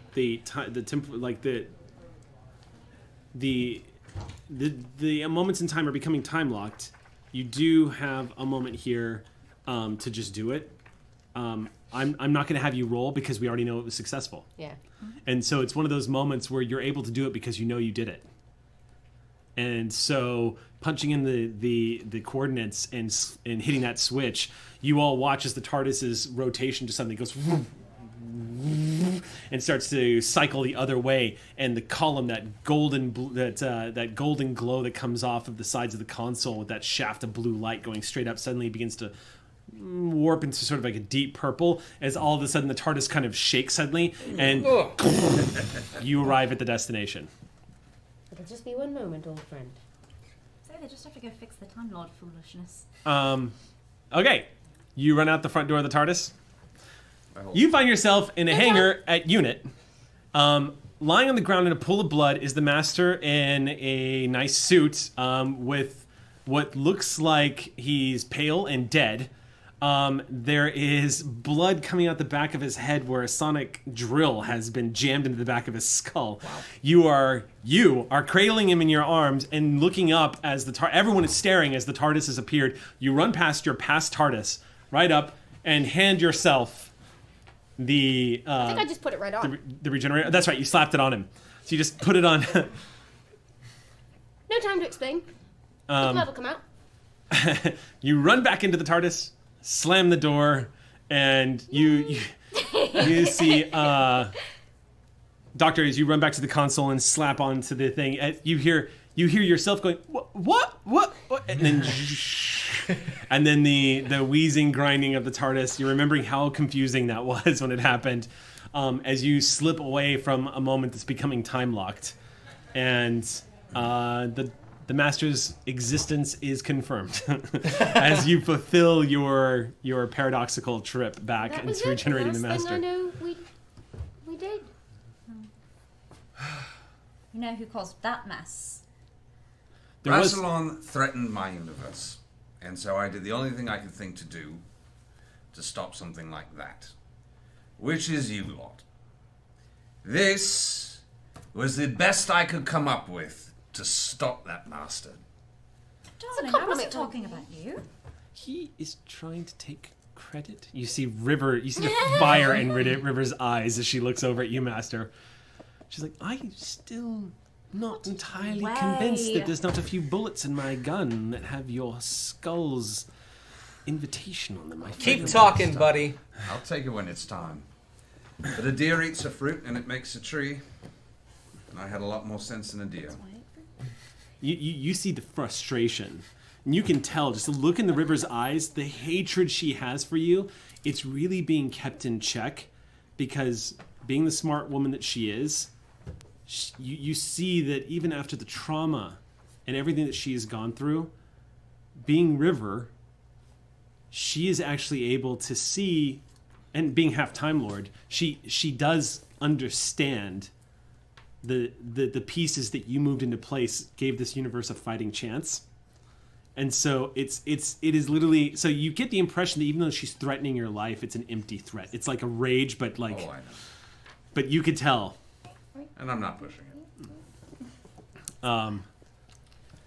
And you guys are back into the time vortex once more, with only one real destination left. I don't know how to get in. He knows all my plans. This is the best I've got at this point. Ways in. That's an interesting thing to look for. Well, anything in Calburn's notes about security for the throne room? I know the basics. no. I know the basics before. It's true. So I can just tell you straight up, Master. TARDIS is not getting into the palace. You're going to have to storm the palace. My back door is gone. I would assume. Yeah, my back door. Rassilon's taking care of that. So what you're probably going to have to do is land the TARDIS somewhere outside the main palace and then just run for it and try to get in. I'm going to do my best to draw a map while everyone's... Okay. I have an idea. What's that? Well... We're not interested. Go on. Hear 'em out. Someone's got a bite on them. Oh, was it an actual planned thing? I thought it was a filthy human thing. Go on. Oh my god, it got chilly in here. No. You might need a distraction. They wouldn't expect a 51st century human to be running up. Would they? Well, you're a bit on their wanted lists, aren't you? Oh, yes, River says. Oh, yes. I'm on a lot of people's wanted lists, but they really do want me. Does he still have that weird chronal energy thing that just makes everything unhappy around him? Are you talking about Duncan? I'm talking about Captain Jack. Oh, you mean this little baby? Well, I mean, No. even his physicality for a while because of his immortality was all... Yeah. That's real. You definitely get that all of that. you definitely get that the energies that are flowing through Captain Jack, it's all still there. He is immortal. He can be killed again and again and again. I will say, from a Time Lord perspective, it usually is creepy as hell. Like, it is like being in a room with, It's breaking... Regeneration is cheating. Point. Yeah. Regeneration is cheating. Your immortality is straight up taking the test and ripping it in half and saying, I'm not taking this. Like, there's a huge... You go contrary to what should be allowed to happen. I know. Just part of... If we put some time in him, would he go, all stealthy, maybe, or something? Stealthy? No. Can we make him stealthy by shoving a bunch of time into Oh, him? no. No stealth. What? You need a distraction. They'll be distracted. Yeah. Do we want to draw attention? Our last heist was a bit of a... Wait, you did a heist? No, we did not. Doctor did a heist. No, absolutely not. We did not rob a bank. Okay, Little Shop of Horrors. I'm sure it went great. But back to this. I got that. Wait, what are you calling? Damn. River says we should probably make a decision. How many approaches to the throne room? Just the one? I know. There's no easy way in. There's no clever way in. It's like one breach hall, straight in, everything else. There's really is no just clever way to do front this. wall. It's I like dunno. fighting dragons in D&D. Yeah. Maybe They're I really, should, they're really. Once the storming- fight starts, there's no plan. Nothing Storming works. the castle, as it were, might be the best plan, and I can at least protect us from that. Even the windows of the throne room lead to other chronological events. There's just no way. If there's a maybe wo- I can Open the paradox door. us up a door. That's not a bad idea. It's not a bad Right? idea. We'll decide that as the wall comes. In theory, I'll tell you right now. In theory, if Duncan were to, if Cillian was able to rip open a hole in space time, it would be a rip into another reality, not where you're going. You can't just decide there's a door in that wall. Yeah, it doesn't work like the space gym, unfortunately, and you can't just teleport. But Well, but Yeah. we can just teleport because this. Well, it's not a normal. We need no, the doctor, because the Not vortex there. manipulator. the TARDIS. Not there. Yeah, the TARDIS can't get in. The How vortex close manipulator. can we get? Huh? How close can we get? You can get just outside the palace grounds in the capital of Gallifrey. Can we get to the gardens? Yes. No one recognizes That's as close as you could probably get. But we can't teleport in. You can't teleport directly in. No. We can get to the gardens, and I'm trying to get to the throne room from there. How I'm in many favour of TGs are running. left? I'm You're gonna not sure. I'm gonna list every weak point I What's know, but like I don't know which one. I can't make this decision. I'll tell you guys right now, just for sake of time, Yeah. and just to keep you heads up, Love because the running. we all know we've all I know. role played enough to know that Plans. planning phases of Yeah. a role playing game can be the death of Yeah. like. Yeah. Well, So, run. but just to give you all a heads up, Taliesin Master is able to supply all the information you guys need. Great. And it really does look like the only way to get in, it's going to be highly dangerous, but the only way to do it is literally set that damn TARDIS down near the gardens and then make a rush for the throne room. Now, So according... we just go from one point to the next with. I mean, that's what really... an odd that's way to approach something. Yeah, we're just I'll going to never go see it straight coming. for it. Doctor, I thought you were fond of running. Now, I working love the running. working in your favor, it is very likely that there are hardly any TGs left, according to what Calvin said, because he's been going through them. So have we. Yeah. So Well, did the Corsair. that is actually what I meant. Yeah. He has been throwing them at you guys. Oh, I thought you meant Where is he's the- been getting No, rid of them. you have been going through them. You've been going through them just different sense, Jeff. Y'all have taken out just about every TG you've gone up against. Actually, you have taken out every Yeah. TG, I think. And the Corsair took out 20 on her own Yeah. before vaping. So it's All right. And All of them. I just keep going through TGs. Well, dear, She's a Bauhaus. we've done a lot of talking. Okay. Yeah. I suppose it's time for, as much as I hate to say it, perhaps a little bit of blasty is in order. A little bit of blasty, but you know, I'm going to take a cue from you. Doctor, would you mind helping me with something? Sure. I what just can need a do bit for you? more techie help. Oh, I want to look at that arm. Not the arm, Oh, actually. damn. I mean, you could if you like. You're welcome to touch. But Always. this glove, I don't exactly need it to purify food at the moment. Yeah. Be quite helpful if we could sort of poke around inside and see if it can help in a different way.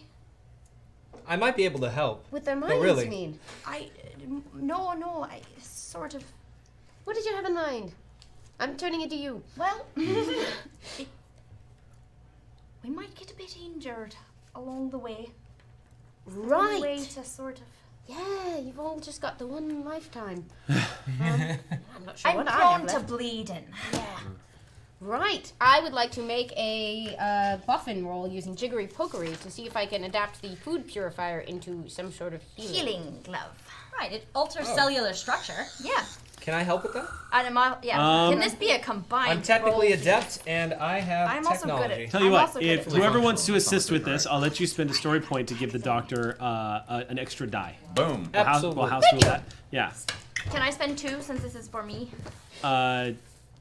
You can, but I would, as your GM, I would advise you not to, because with them spending story points, they're gonna make the roll. They're probably gonna make this roll. Okay, then fine. Yeah, and you're gonna need where you're going. Okay. So I'll spend one for my 2 extra. Okay. Giving me a total of 5.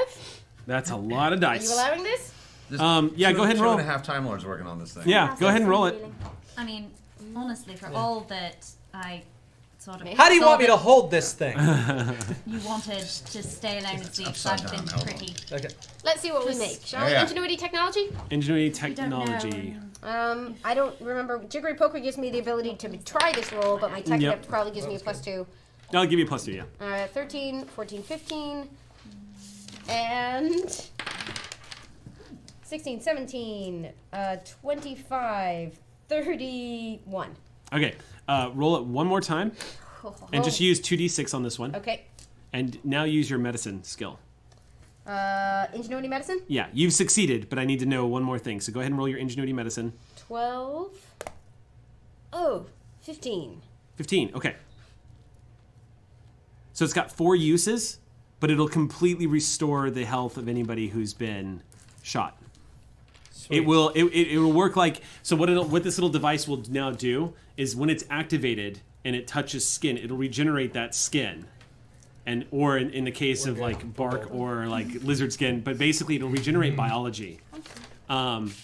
But it only has 5 uses. If you use it after I'm taking that. If you use it after no, he said 5. Okay. It's going to have 5 well, this is what I'm saying. Okay. You can use it 4 times. The 5th use you can use. Oh, okay. But you use it 4 times, but the 5th use, the final use, runs the risk of actually damaging who you're healing. Oh, okay. Because it's manipulating biology again and again and again, Right. and it might end up like a bad regeneration, so to speak. Yeah. So the 5th one will come with risk, but at 4 without risk. Okay. I can keep them alive too. That shouldn't be a problem. So keep track of that. All right. You've got that. Okay. Anyone else need anything? It is 148. Oh, I'm gonna say it's 148. Are you guys cool with skipping our break? Yep. I can need run a to the bio bathroom, break. but I'm other so than that- sorry. You want to just do a quick break? Quite brief, yeah. Let's not cut away. We'll just stick here. So if you guys want to do a quick bio break. We're gonna go build a medical thing. We'll do Yeah, that that's while right. she runs. Yeah. Yeah, Okay, we'll do cool. character work. All right, so guys, take a quick bio Don't break. do interesting character things while I'm gone. That's what VOD is You're for. terrible. You're gonna have to watch the VOD. That's what VOD is That's what VOD is for. I'm gonna cross the green screen. Oh, That's what an VOD. empty room. Oh, what? My God, what just happened? Oh, hi. All right, so we're gonna have about an hour and 10 minutes to storm the castle. castle and to get this done. So, we'll all have to get really good at timing how much time we spend doing stuff, and then we can get to the final confrontation and we'll see what happens. So yeah, is there any character stuff you guys want to do while they're gone, or do you? Okay, Yep. What would you guys like to do?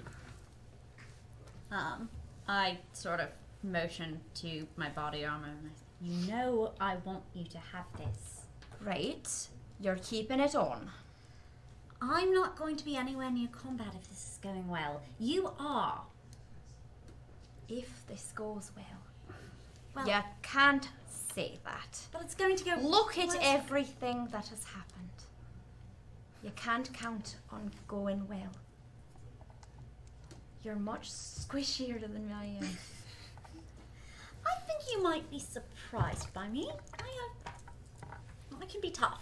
You saw me being all scary at the bank. I was very fierce. Wasn't I fierce? Very I fierce. was very fierce. I don't doubt your Terrifying. fierceness. That's right. You're the toughest, biggest brained person I know. However, you're not tougher than guns. Neither are you. You put yourself in harm's way for me, in physical harm's way. And you do all of that to protect me. And, you know, I try to do what I can to make sure that you never need to. I try to talk us out of things. But just this once, let me protect you. I know you like talking me out of things, and I'm quite susceptible to it. I'm putting my foot down. Well, I got this. I'll protect us both. And I know you'll protect me. In your way. And I'll protect you in mine. And if it makes you feel any better, I'll go find something. I'll go find something in the closet. I would feel much better if you did. Okay. I'll do it. Don't forget though, Roko, she does have force field. She does, and that's a very good start. All right, so costume montage of me sitting.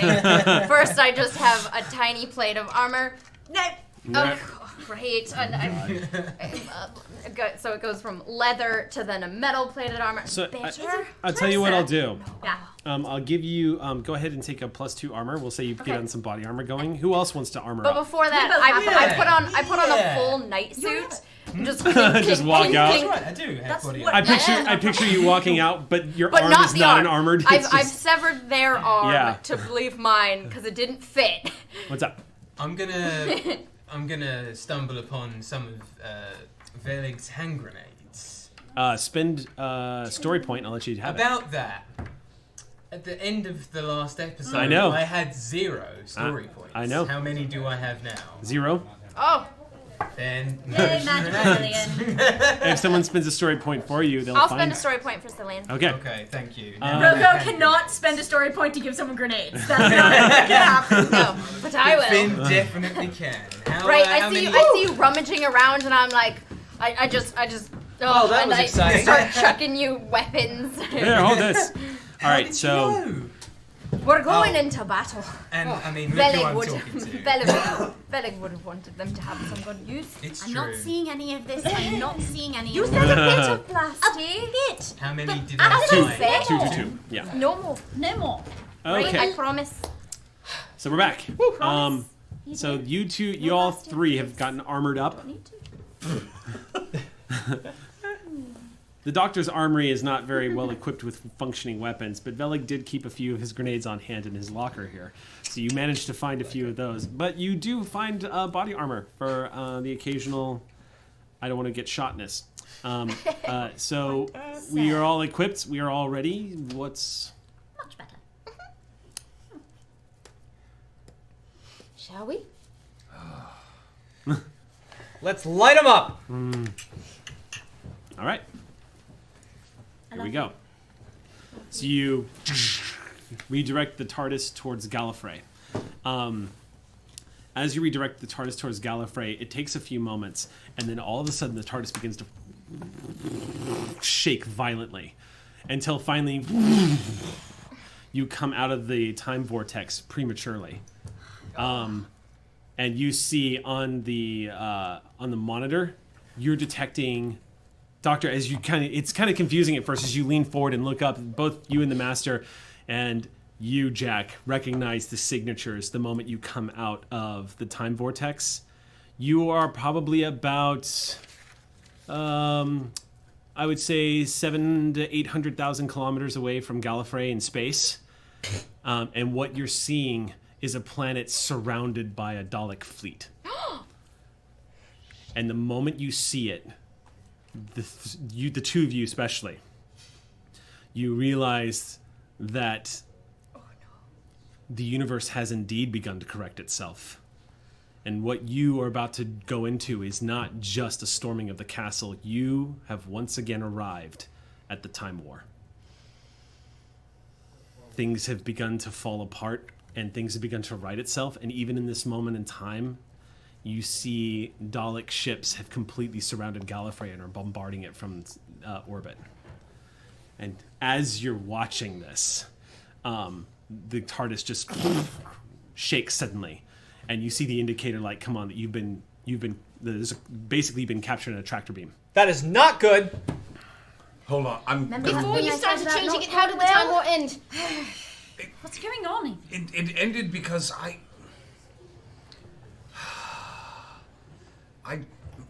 tricked the Daleks. We won through force. We won. Strategy, force, pain, death.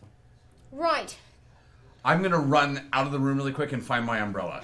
All right, you dash down the stairs. you, Doctor, you pull one of the consoles around, and you see actually, it's kind of, for a second, it's a little confusing. You have definitely been tractored by a Dalek ship, but it looks dramatically different than the others. It looks smaller. Actually looks older. Out of place from the Dalek fleet.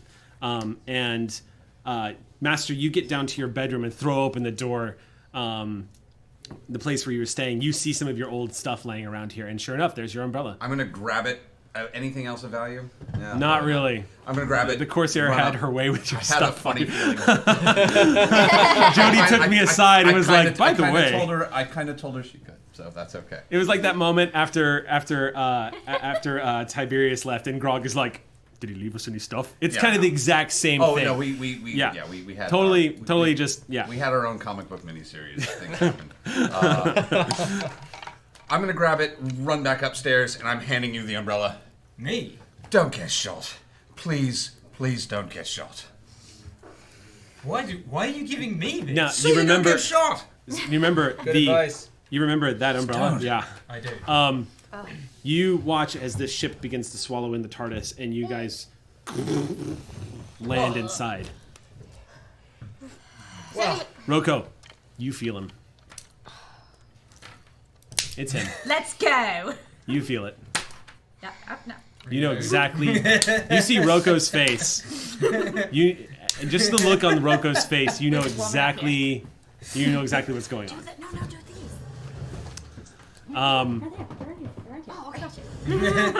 these. There's a few moments of quiet as you're all just like waiting. I'm ready. And then from outside the TARDIS, you hear the voice of Davros saying, "Come out, Doctor. I promise I won't bite." I'm going to need something more specific than that. I'm not inclined to walk out. The universe is moments away from dying, Doctor. How do you feel about that? I feel it's time that perhaps I should be helping you. I'm sorry, I'm going to need you to say that again much louder. Outside the TARDIS, Davros just...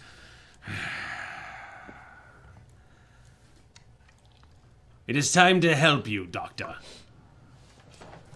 Jack, I can't tell you what a weird trip through this universe it's been. Oh, you don't have to tell me. In for a bang.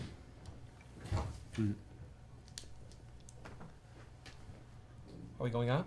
I'm looking for a nod. I have one. Well, maybe he's learned. But if he hasn't, I'm going to get him. And he's going to learn. So maybe he wants to be helpful. I mean, maybe he's listening to that forest. I love the way your heart works. Just in case he isn't, I'll open the door. No. You throw open the door. You see, it's quite bleak looking, really. It's looking into darkness, like all the lights inside this vessel are deactivated. And a shaft of light from the TARDIS lancing out across the floor and illuminating the form of Davros, who's about 20 feet away in the dark. And he is flanked by 2 Daleks. Shink. These Daleks look like older models, though. They don't look like they're part of they don't look like they're part of the Dalek fleet that attacked as you step out. And the Davros just says, "And you are?" Not important. I'm keeping my crazy new sci-fi gun trained on him, but backing out. Okay. Davros, why aren't you leading that attack? How much has changed from your reality to this one, Doctor? Well, in this one, you still don't look good. Captain Jack Harkness. Davros. I have to say, one of the true delights of my existence is knowing that I have the opportunity to kill you again and again and again. That's enough of that. And the Master's like, "It's great, isn't it?" just get it like a I'll glass keep of taking it, baby. You keep doling it out. wine. Who else is stepping out? The 2 of you? Yeah, but with a bubble around us. Okay. Y'all step out. You see Davros turns and says, I see you've found yourself some new companions, Doctor. Perhaps they will help you. No. You see his head just kind of turns in your direction. Don't you recognize us? Should I? You inferior biological creatures all seem alike to me. Huh. You could talk. When are we exactly? I'm starting to appreciate how dull that is to be on the other side Doctor. of. He doesn't have a Cillian keeping his memory intact. He doesn't, Ding! does he? Yep. No memory whatsoever of to what you... Should we make that forest bloom again, my dear? I am familiar with what you are attempting to do, Doctor. You're here to help. You will not get inside the Gallifreyan Palace without my technology that allows you to stealth through the perimeter. We'll take a look. Give it to her. One of these Daleks just moves over, and you all watch one of the deadliest creatures that's ever existed approaching all of you. You see a compartment opens, and you see this device come out. It looks like a bracelet, like a little metal bracelet that just slides, very, very slim. I'm just gonna Sonic it first. It's Dalek technology. Yeah. But you see there's a little bit of Time Lord tech mixed in there too. So what you're getting from it as you're scanning it is that this is the Davros you've interacted with from this reality. But there's a chance that he's in the sunset of his experiences from the timeline you created here. So he's probably familiar and aware of what you're trying to do, and he probably is familiar and aware, but he did not clearly retain all the information he's able to steal from the Master. All that coup de grace he got on you guys when he stole information from the Master, this is evidence that he wasn't able to keep it. Yes. Yeah. Cillian, stay away. Yeah. Why you think I didn't go outside? But the device that this Dalek offers you, comes out in like a ring with multiple of these bracelets on. It's very similar to the tech that you guys used to sneak into the TG base using Davros' help. Yeah. Yeah. I don't like it, but this is a new experience. Thank you, Dalek. The Dalek doesn't respond. It just and begins to withdraw. Rude. Davros says, "You in your heart know as I do, Doctor. One way or the other, Gallifrey was meant to burn, and the arrogance of the Time Lords was meant to lead to the extinction of your misbegotten race." What you know is a tiny piece of what I know, Davros. What I know is what I see outside. And he goes over, and you see suddenly a wall, like an image on the wall appears, and you see the Dalek fleet attacking Gallifrey, decimating its surface. And he says, "Once you restore things to the way they were, the Daleks will once again have their victory. And I will once again be able to claim my place among them." Is he always this boring? No, he's sometimes much, much worse. Remind me my next regeneration. I've got to stop monologuing. That's awful. So to review, the plan is, in effect, to work for Davros, to assist him in defeating the one obstacle to burning Gallifrey. While we're on it, isn't it, Davros? What happens to you after you succeed is of no concern to mine. But you, as well as I, know that if you do not succeed, this universe will die, Doctor. I've seen you. You wanted to destroy reality before. All of a sudden you're bothered at the notion? Reality? No. Imperfection? Yes. Glass houses, dear. There will be no place for me in this new reality, but the Daleks will reign supreme. We'll get back to you on that. Boom! And I close the door. You pull everyone into the Yeah. We'll let you know how this works out. I want back in. Yeah. And with that, you slam the door on Davros. And we have an awkward tete-a-tete. That was really great. you can have a story. I'll take it always. So you'll be able to land the TARDIS on the outskirts, but supposedly using these devices, you'll be able to get into the palace doorways without having to worry about too much resistance. Right. And you are now set. And you can almost hear the cackle of Davros as the tractor beam releases the TARDIS. Almost like he wins either way is how he seems to view it. Tomorrow's problem. Yesterday, tomorrow, who can tell? Fair. Every time we work with us. I'm right here. River just says. The other one. River just goes. Not about you. It's remarkable. There are things in this world. How many times I've come face to face with the most deadly foes who I despise, and I don't kill them. I want to point that out. It's a very attractive quality. Is it? Yeah. I find it irritating. You But thank you, stop darling. I've always found it attractive too. Thank you. All of you, stop it!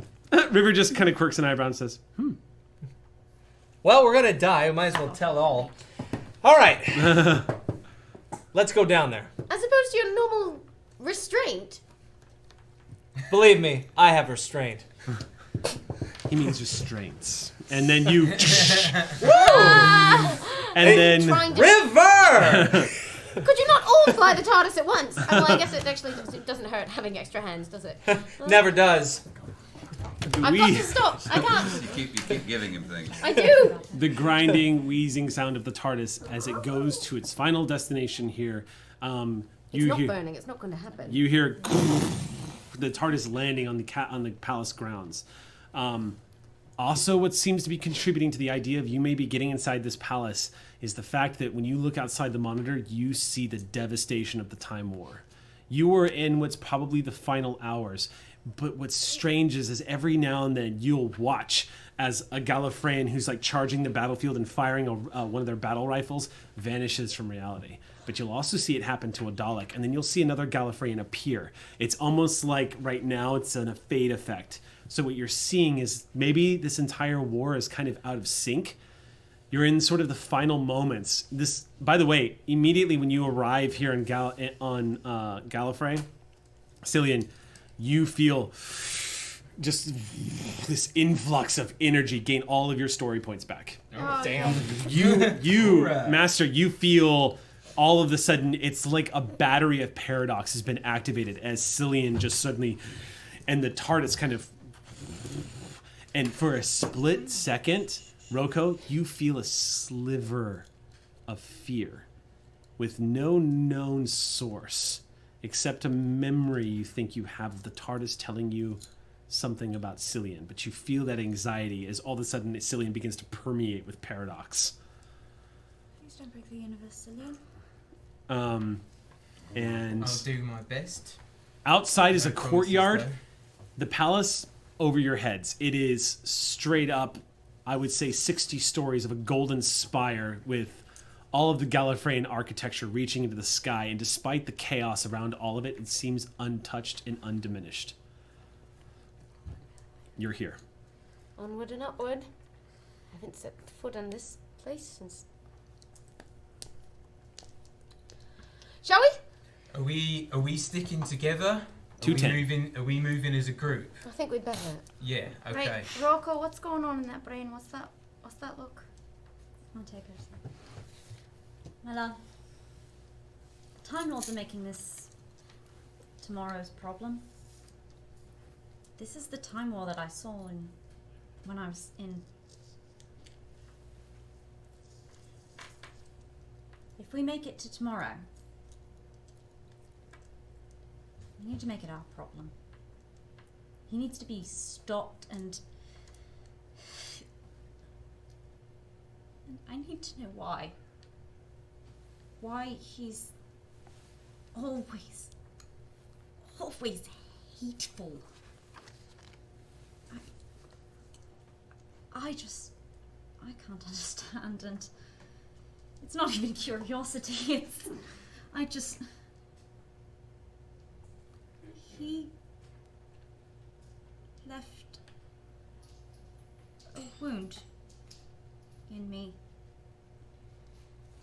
And I couldn't even talk about it to you. I was so afraid that it would make me scar and angry and small like him, and honestly, the only reason that I know that's not true is because I have love, and that makes you bigger on the inside, doesn't it? Roko, it's okay to have scars. It means you healed. But whether he remembers or not, there's that forest. We'll see that it blooms, shall we? Yeah. So, let's get it tomorrow. And we'll fix tomorrow's problem. Can I blast you tomorrow? No, you promised. know You it. pinky promised. Come on, let's go after these silly Time Lords. Fix their silly Time Lord problems. Now go and open the door. You walk over and pull the door open to the TARDIS and immediately met with the concussive blast of an explosion about 20 feet away from the doors of the TARDIS. And rock shatters and flies everywhere as the concussive force knocks you back. You have. Roko don't move. It is pure chaos outside. Shouting, the high-pitched zapping noises of ionized air. Just like there's laser blasts coming from everywhere. On top of all the infantry fire that's taking place here, there is orbital fire, occasionally just in droves, destroying blocks. The Time Lords are fighting back, and they are not. It's a stalemate. Despite the devastation, a tribute to the technology and viciousness of a Time Lord who's been cornered, the Time Lords are fighting back, and they've got the Daleks in a check. Okay. But as you walk out, you all finally see, and Roko, this is a memory for you because you've been inside the head, but you see, you are here now. You are on the sands of Gallifrey in the dead of the Time War, underneath the spire where Rassilon awaits you all. The madness, death, and chaos, it once again illustrates how easy it is to talk about war and imagine war, and how it's a completely different thing to see it and to experience it. And there are no real words, even as a GM, that I could use to describe the madness that you're watching happen around you as people are dying and destruction is taking place all around. All of you who've come to know the Doctor cannot imagine anything more offensive to her sensibilities than the death.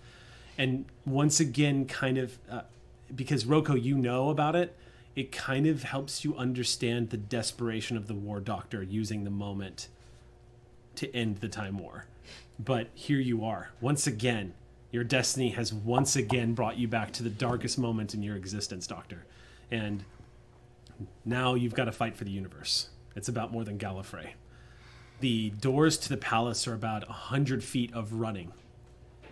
And in between is just explosions and laser fire with no cover. Cover.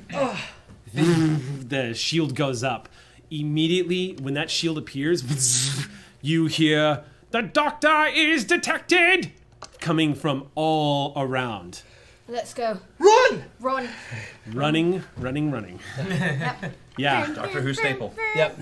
Dun, Steven, can I have trait run for your life? Yes. Me too. So, I'm going to have everyone make a mad dash here. Yeah, Y'all I are need it running 'cause for of the you. doorways.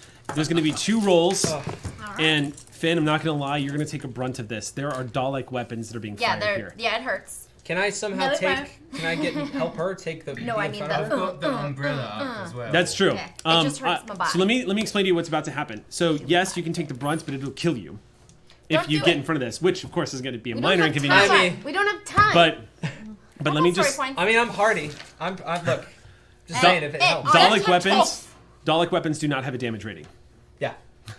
Just so you know, they're just considered lethal. The damage is They yes. just kill you. Well, yes.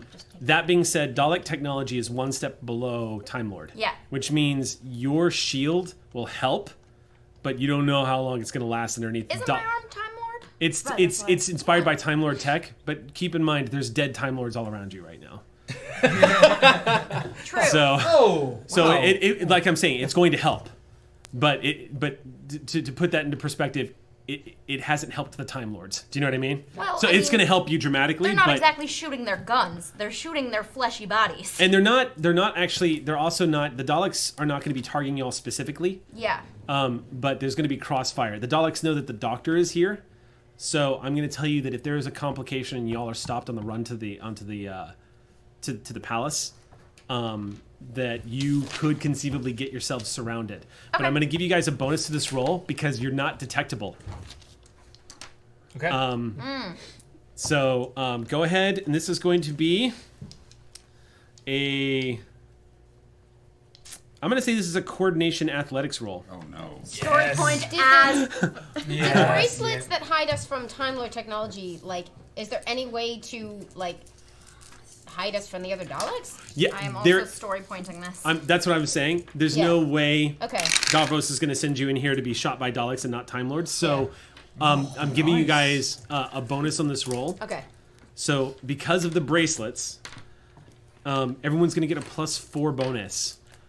Targeting systems are not working on y'all, so the Daleks can't just point and click the way they normally do. Does that count to me since they're technically hitting not me, they're hitting a giant bubble over and over? This is the running part, though, right? Yeah. This is the running this part. is just the running? It's going to depend on how well you roll. Right. You Okay. do have a giant bubble, which makes a big freaking target, but... Well, you said I had a disadvantage on this because I'm taking the brunt of being shot at right now. Well, we're gonna make the roll. You're being shot at, but you haven't been shot. Do you know what I'm saying? I haven't been shot, but it's hitting my shield over and over. It'll depend on the roll. Okay. So you've got the bubble up. You might and- be running quickly. So because you're all coordinated right now, and as you run through, it's conceivable that you can make it to the palace. Okay. That all of you can make it to the palace. But the bubble is going to add protection if you get shot from the run. Do you see what I'm saying? Yeah. So.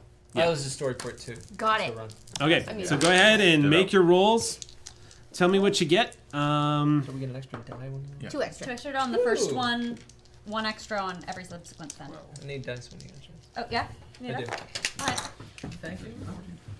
You know me.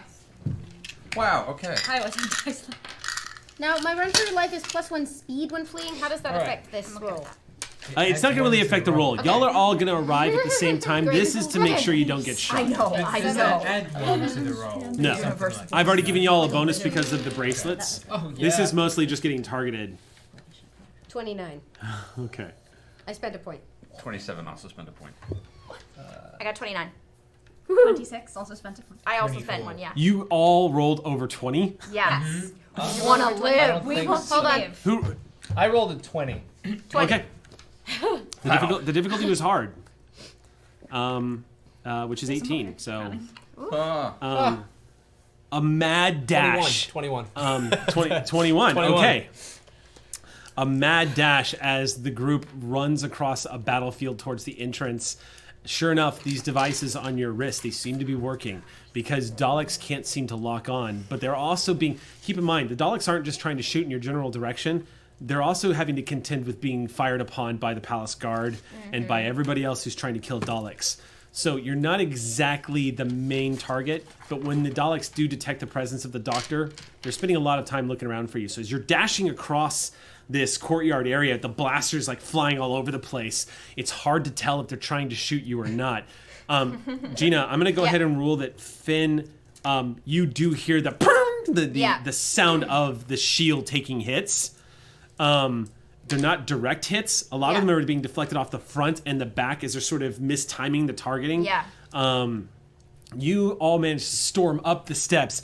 You're already feeling the winded as you're just running across.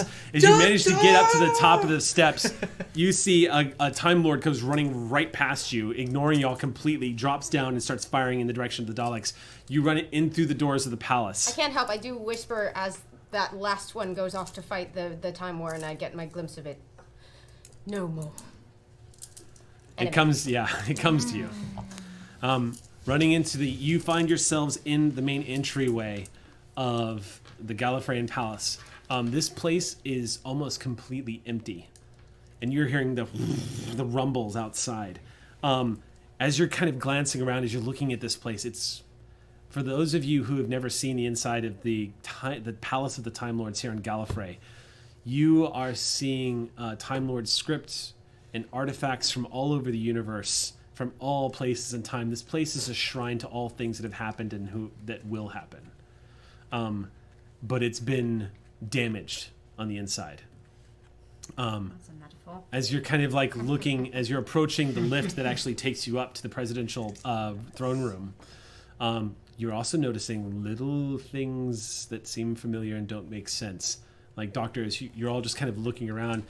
Master, this place looks a lot different than it did when you were last here. Which was not that, well, technically not that long ago. I say that, which was not that far past this. But you would be noticing it first, Master, as you're moving through the lobby area.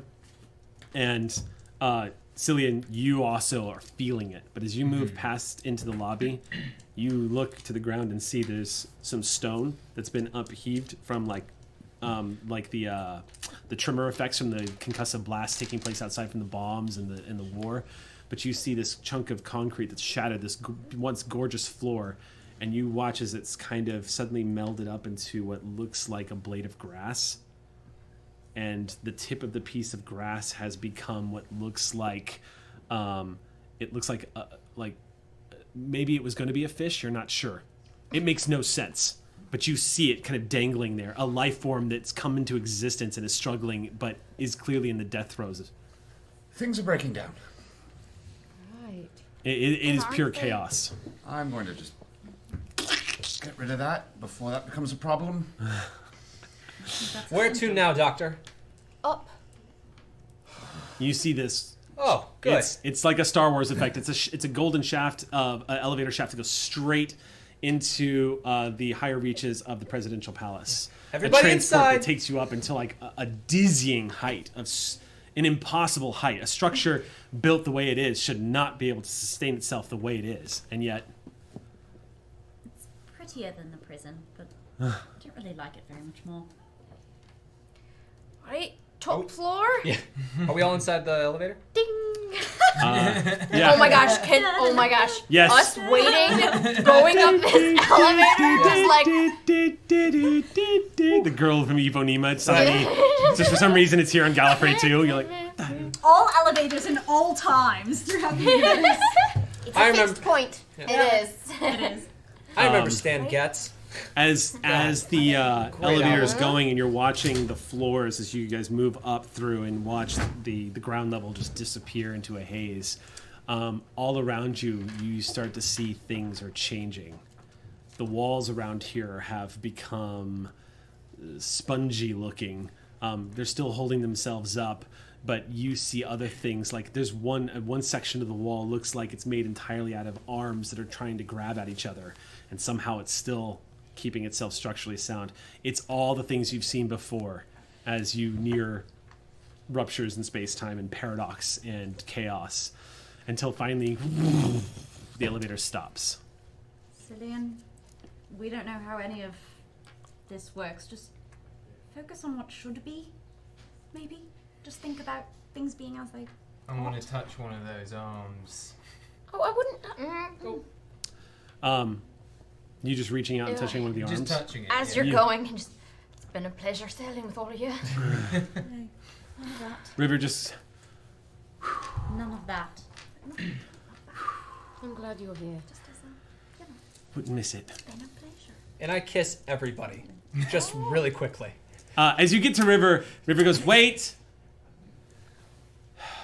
And River turns, and you all watch as River grabs the doctor, and she leans you over, and a sweeping romantic kiss just plants one on you.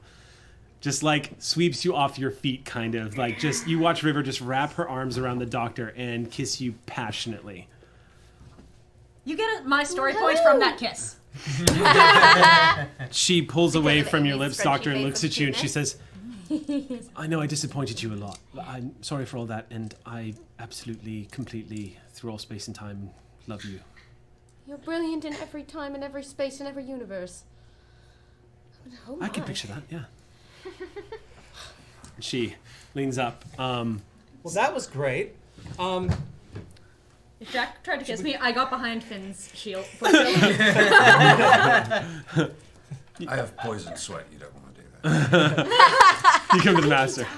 Fine with me. And then River says, Only kisses all right. Zillion. If that's it, I ship it Yeah. right now. only Julian's kisses like- Zillion. I'm all object, apparently.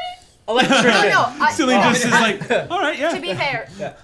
they hide pecks on the cheek. You go. A quick mwah. Yeah. Not like, just, kiss. Yeah. All right. I might have poison sweat.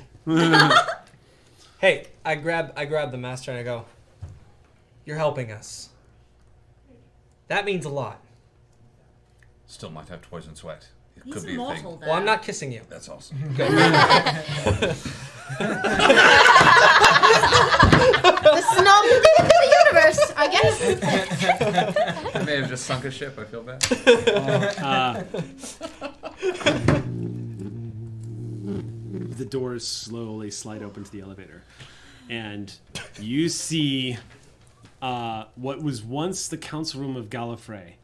It's remember in the 50th anniversary special, for those who've seen it, there is the war room, which is essentially this bubbled dome at the very top of this tower, and it overlooks all of Gallifrey. And there used to be this great table in the center with chairs lining it. They've all been removed, and at the very back of the room is a throne.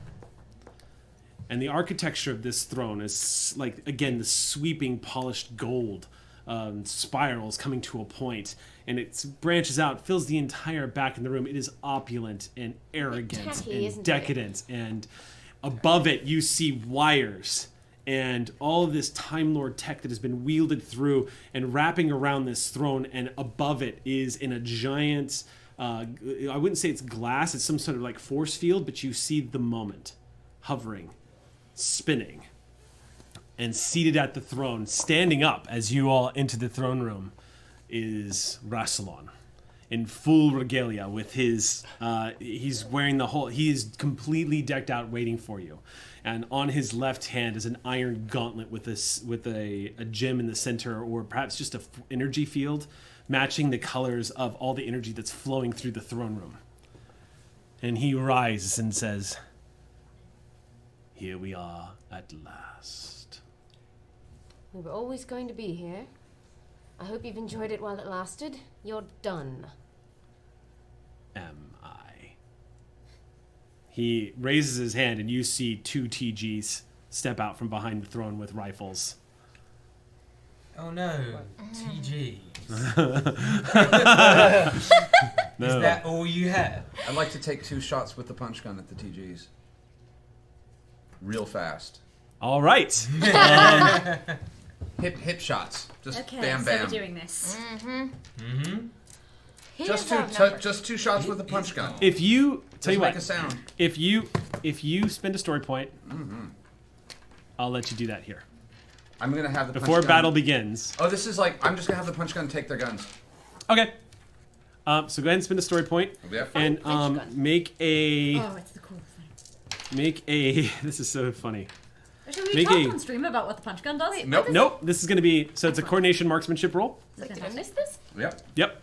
You have no idea what he's pulled out, but you watch the master pull out a gun from the hip. It looks unusual, to say the least. Well, let's assume I don't have time to 9. notice this. 9. It's a contested roll, and they are being Can I surprised. spend another story point to up it, or You can up it 1 level Success. okay? after so- you rolled it. So you're going to spend a story point. Sorry, spend All another right, cool. story point. It's a contested. I roll double Daleks. Yes! Wow. Daleks defeating Time Lords. All right, go ahead and roll for the second Guess I'm one. happy about Really that. are. Because you're now. doing Yeah, both of yeah. them, right? Yeah. Okay, go ahead. It's a marksman plus coordination. Yeah. Four dice don't Whoop, count. whoop, whoop. I'll re-roll that one. Yep. Okay. Four dice don't count. Yeah, it doesn't matter. It's terrible. 9. 9. Woo. Interesting. If you spend a story point, you'll win this. Because he also rolled. Throwing Go ahead. down. All right, it's burning too. Okay. All right. So should I describe what happened? Go ahead and describe this. It's a bit I out of wanna Looney hear. Tunes, but the moment he pulls that I gun pull up. out this big square boxy gun that looks a little bit like something you used to own. Oh, really? A little bit, except Huh. it's obviously been futzed with. I take 2 hip shot and 2 portals that are about 1.5 feet, 2 feet each, open on either side of the two TG guards, and what looks like my arm pops through, grabs each gun, and pulls it through the portal, and they disappear in like 1 second. I can't believe I'm saying this, but that was awesome. I'm not saying I'm turned on. Preloaded I'm with just going to hint 60 at it. different actions that I already did in Living God. Oh, you're not saying it. I'm not saying it. You all witness a disruption in time space as this gun activates and you see those portals happen. It's a gun that takes away. It's the only gun Roko has ever liked. Takes away guns. The TGs stare at their hands for a split second, and Rassilon just goes, "How darling." I missed you. Darling? The Cirque du Soleil meets Space Odyssey? Not a good look. Everything about you, Ras. Well, I suppose we should just cut through the banter and get to the death. I have been looking forward to this so long, Doctor. I'm going to remove you and every trace of you from this reality. You were a mistake. You are not the Doctor. You were never meant to be. You are nothing. Look at me. You stare into the eyes of the Lord President, and he looks right back at you. I will always be here to stop Master you. Control Program. Not now, okay? Not now, okay? This is not a good time, Siri.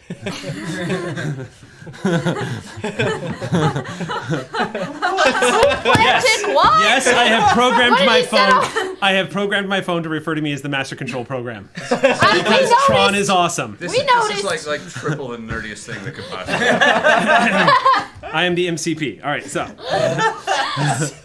it heard me say something, and Siri was like, "Yes, I'm sorry, what?" Back to Dr. Amy just shutting Ras down. I will always be here to stop you. Let's begin combat. Hey, Eric. Yeah. No talkers. No talkers. Oh. No one's running either, I suspect. Well, how far away are we at this point? We might be At the other end of the throne room, we're about 60 feet away. And the moment is how far in the air? The moment is above Rassilon's head, about 15 feet or so above his head. Ooh, how's that gun? I'm gonna toss you my gun. All right. Anyone else visibly in the room? Catch it. There's two TGs who are about to go grab their sidearms. Okay. Code, grab something, punch somebody. Got it. Okay. You would know that. It's from Filming Garden. And just to keep my players apprised, it is 2:33. All right. All right. I grab the Master's gunner. He tosses it to me. I grab it. Tossing the punch gun? Yep. All right, that's going to be a doer's action. Any other doers? All right, so go ahead. And, so what are you going to do? What are you hoping to do this round? I'm working on it. Okay.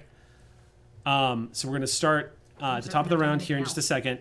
As actions, I can tell you now, those who are going to be fighting, the two TGs are drawing their sidearms and are going to open fire. And Rassilon, you don't know what he's doing, but he raises his gauntlet, and he is also going to be fighting. I guess I'm a I've got runner. one of those.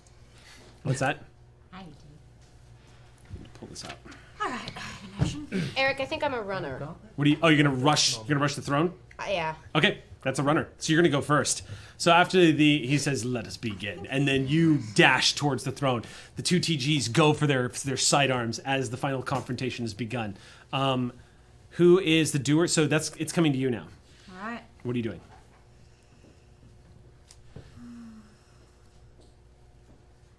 TARDIS.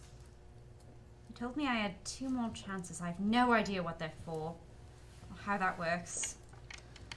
What on earth I'm doing here on Gallifrey in front of a really evil man with a even worse hat. But if there is anything you can do right now, now is the time. Help. So you're trying to psychically connect to the TARDIS? Yes. Okay. So I would say spend 1 story point to make this connection. Quite so. Yes. You reach out telepathically to the TARDIS. You feel yourself slip into that. It's almost like time slows down for a split second as you slip into your mental state. And Roko, as you slip into your mental state, for the first time, and as long as you can remember, you feel the presence of nothing outside this throne room. Not Levitus, not the TARDIS, not anything outside of... It almost feels like existence only exists within this room. The universe is now this throne room. And as you attempt to reach out, you feel cold. There is nothing beyond the walls of this throne room. Nothingness. It's almost like the way Cillian gazed into the rip the first time and almost went mad. It's that level of emptiness that almost sends a spike of fear through your spine. And you don't feel or hear the TARDIS respond. Damn. Is that the end of my turn? Mm-hmm. All right. Well, that's balls. Yeah. Fighters. All right. Who's got quick reflexes? Who's got quick reflexes? You do. What is your... Is that a thing? It's a trait. What's your coordination? Yeah. 6. You're going first. Really? You beat the TGs. And Rassilon, as powerful he is. What do we look But for? aren't there more people fighting who probably have eco stats? Does anybody have 6 in quick reflexes and coordination? No one matches you, dear. I have a 4 in coordination. Okay, so you're going first. I heard that's in coordination. Okay. Well, shield is still up. Yep. Do I have to spend a story point to make sure it covers as many people as possible while I- still doing something else? No, I'm gonna because you spent what you needed to do that, so I'm gonna let it stay. Cool. Okay.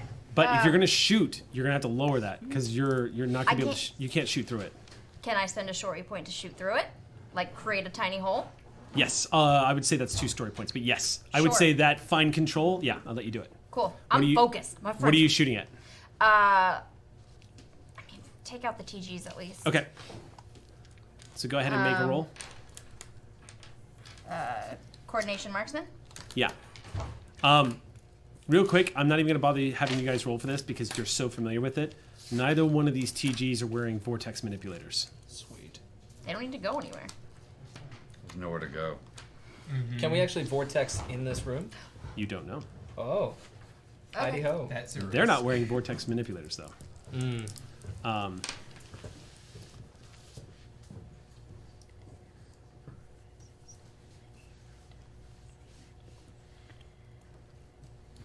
18. 18. Okay. It's a contested roll. Pencil. 18. Now you're shooting with a laser pistol? Yeah, the TG rifle that Okay. I have. 1 sec. You hit him. I'm rolling.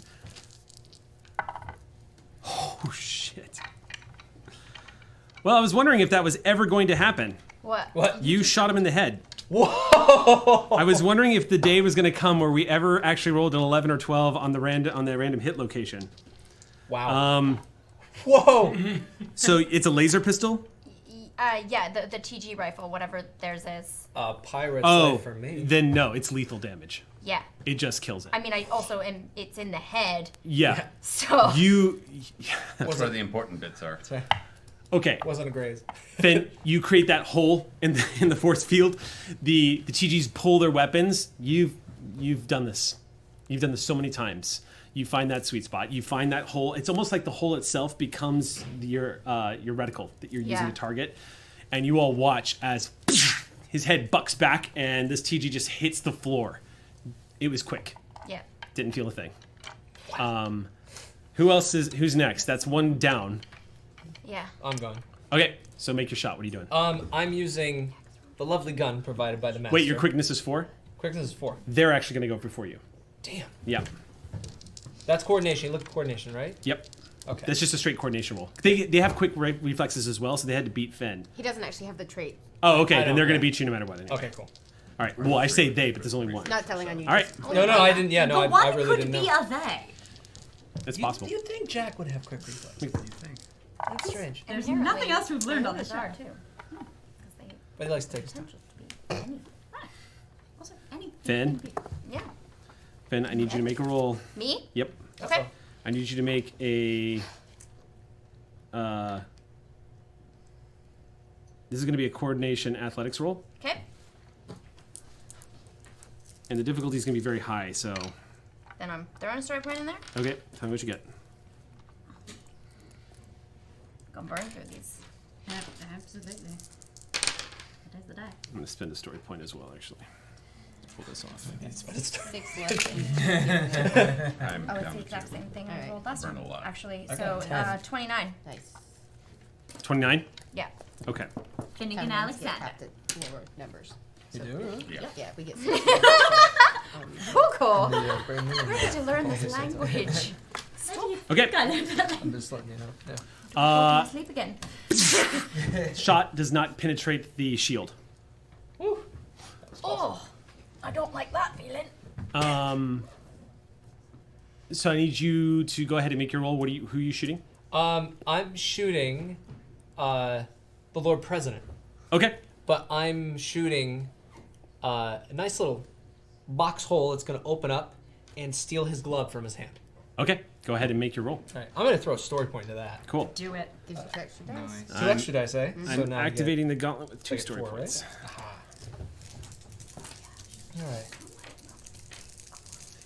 All right. Du-du-du-du. Hey, Cabaret!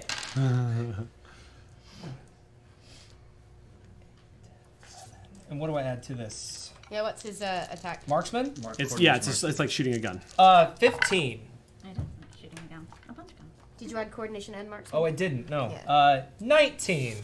Master, this would be your hand, right? My Coming hand. up? Okay. It's my hand from about a month ago. So here's what happens. So you hey, Cabaret. The portal opens. Your hand comes out and grabs the gauntlet, and you watch suddenly, Master, as you are watching this happen. You feel lancing pain in your body. Oh. And you all watch as suddenly the Master, you stop and look at your hand, and that hand grabs right there, and he grabs the arm and begins to pull, and you all feel Paradox ripple throughout, and Master, you feel yourself being torn apart as he's ripping you through space and time. That portal's going to close in less than a second. Yes. As he pulls and pulls and pulls, the glove does not come off, and the portal goes. And there goes the arm. as it closes, Shit. the arm, you watch as the arm vanishes from the master's arm as time begins to loop. You also, Master, as this happens, it means, so here's the thing, is that you came in here with a full body. The future you tried to reach through and stop it. Yep. But that future is in question. Plus, Oh, that passed me, Like, so yeah, it's a past it's you. all- So all of a sudden, you all feel another paradox energy erupt around the Master. And it just ripples out, and you watch as the moment begins to spin. Can I fix this? Um, Let me know when I can try and fix this. The that seemed like a good idea. The pain that's lancing through you, Master, isn't from the absence of your arm suddenly. It's your entire timeline is suddenly being rewritten. And you feel yourself, and you see this grin on Rassilon's face as the arm that he's holding just goes, crumbles as ash in front of your face. And the gem on that gauntlet explodes into light. And you are all watching as the Master is slowly fading from existence. Can I fix this? Can I fix this? Silly. On your Believe this isn't happening. this, I can fix this. so It's a really good idea. that was your action. Who is next? I was going to go next. You were gonna go next. What are Yeah. you doing? I'm going to set my hammer to brunch. And I'm going to slam my hammer into my missing arm really fucking hard. Awesome. Spins 2 story points. That's all my story points. I'm out now.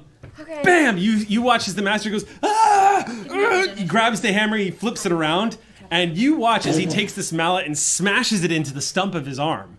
And when he does, you watch an arm half grow, you smash it again, and your arm from somewhere in your timeline appears regrown on your... You watch as the paradox begins to roil in this room as space and time are ripping against each other. And then you hear the maniacal laughter of Rassilon as this happens. I spit another tooth, flip the mallet to T and charge. That's the rest of me. Yeah. All right. Also, you have one more story point. I gave you one. Oh, You got thank one you. from Gina and one from me. And you're going to storm him? I mean, like that's like from the next turn. Because my attack obviously got eaten by the arm, but.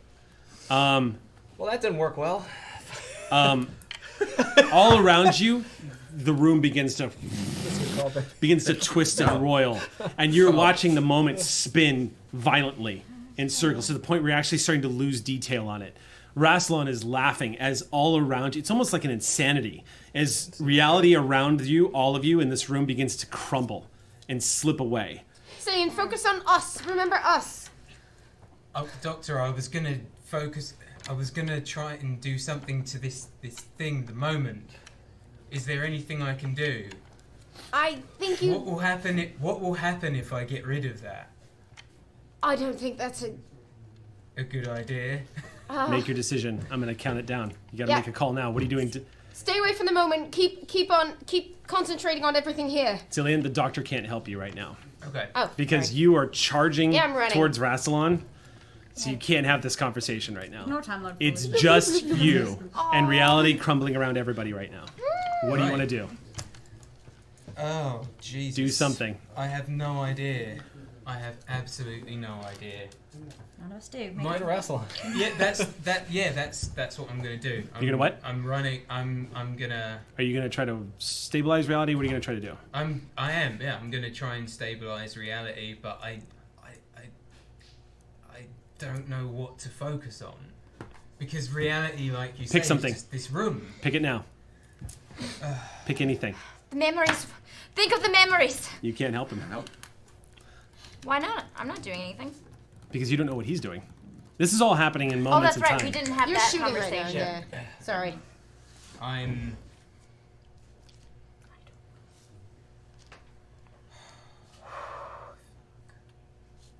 I don't know. I just. If you want to burn story points, this is a moment where what you can do is you can burn your story points to both alter reality and go to the GM for, like you did the first time, the first game. Well, that's the thing. I do. I need to alter reality in some way, in the way that I do. Yep. I just don't know, because my instinct is either get rid of the moment or get rid of Rassilon. Pick one. Rassilon. Okay. I want to think him out of existence. Okay. Spend. How many story points do you have? I have 11. Story point for Cillian. You're gonna channel your story points into Cillian? So now I have 12. Well, the story doctor's points. not, but Amy is. Okay. We have the donation points for He's him. got a lot of story points. Now I have 12. So How many are you that's gonna max, spend? Right. How many are you gonna spend? How many do I have to? You don't do know. this? I'm not telling you. What are you gonna spend? It's an all or It was nothing. 7 last time, so. But this is Rassilon. But this is Rassilon, so I'm gonna go with all of them.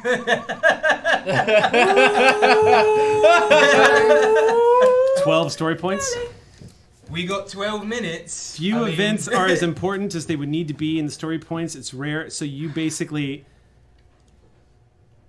on the table, this is the most story points you can possibly spend. It literally alters the story at its fundamental level. Rassilon brings that gauntlet up. And it's not just the master that begins to disintegrate in time. It looks like Rassilon is removing everyone from existence. As you see that gauntlet come up, events begin to play backwards and forwards at the same moment. And Doctor, you feel a pain going through you as it seems like he's trying to reverse your entry into the universe all in the same moment. And Jack, you're watching suddenly too as all hell is breaking loose. And you look down and you can see through your hand. And once again, Roko, Finn, you look at each other as you're beginning to slowly begin to realize that you don't recognize the other's face. It's all beginning to unwind. And the laughter of Rassilon. And you hear him shout, "All as it was, it will be again, Doctor, just as you've wanted." And as that's flaring up, you throw out your paradox to stabilize reality. And for a split second in time, it's you and Rassilon, holding the reins of all of space and time. And as the world around you begins to crumble and things begin to revert back to the way they are, Doctor, you feel the entire room rumble and shake, and the glass explodes everywhere in this room as it begins to crumble. The side of the throne room breaks away. From the force of the paradox, you watch as the floor just falls away to hundreds and hundreds, 1,000-foot drop straight down into the courtyards. And all of you grab hold of the ground, and Doctor, you slip away. You feel your foot slip right off the ledge. And as you're about to lose your grasp, a hand grabs you hard on your forearm as reality has started to right itself. And you look up into the eyes of the 10th Doctor. And he says, I've got you! And you realize that moment, reality has righted itself. And the Doctor is here with the Doctor. As you watch the entire tower begins to just warp around you. And you look through the glassed eyes of number 10 and he's like, give me your hand! Give me the other one! Hello, Doctor! Hello, Doctor! And he starts pulling you up. He grabs hold of you, two of you roll off to the side, and you are all watching your entire group. It looks like even the Master, everybody who's from this reality is in a state of flux, like they're fading in and out, except Cillian, who looks like he's keeping the madness at bay. And the 10th Doctor looks at you and says, I found a good one, didn't I? Oh, he's with you! Yeah! It's good! It's what good! What do we do? That thing! And he does this towards the moment. Turn it on from here. I don't know, just wave at it! Fair enough. The two of you, if you're going to activate this, I'm going to need... This is a story point spend. Yeah, I've got 6. Okay. This Doctor also has 6, because that's what he starts Amy, with. story point, last one. You going to spend it? I've got 7.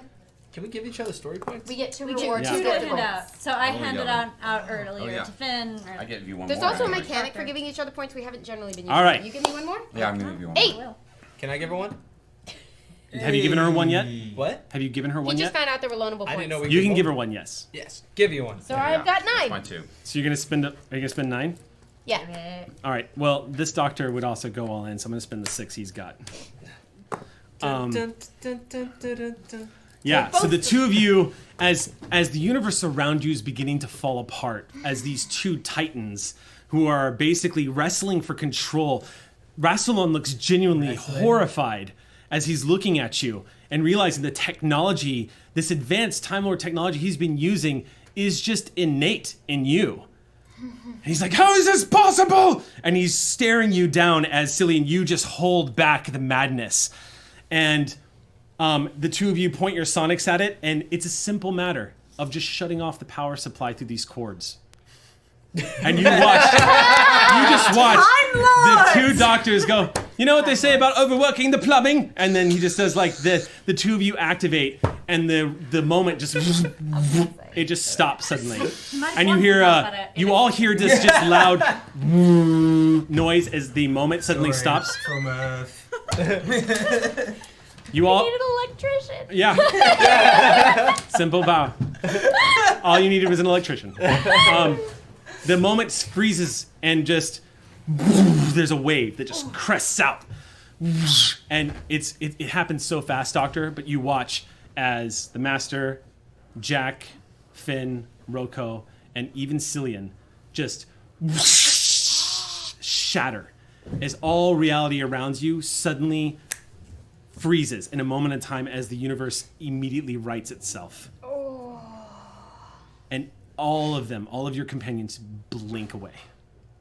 And the tower around you goes... I wanted to talk to the moment, but the moment has passed. You see Rassilon goes, "Argh!" screams, and you watch as chaos begins to completely envelop him as Paradox begins to swarm around him. And it's like he begins to bloat, and you see black, like his skin turns into this like dark onyx-styled color. And it begins to sort of bubble up, and he's gurgles, and everything just comes to a stop. Everything freezes. And the doctor's next to you. Says, what is it? What happened? Are you here or are you it? Right, no, you're me. No, Okay. I'm you, and I'm just going to ask you a lot of questions, and I didn't think I had the time, but now suddenly... And when he says that, you hear footsteps.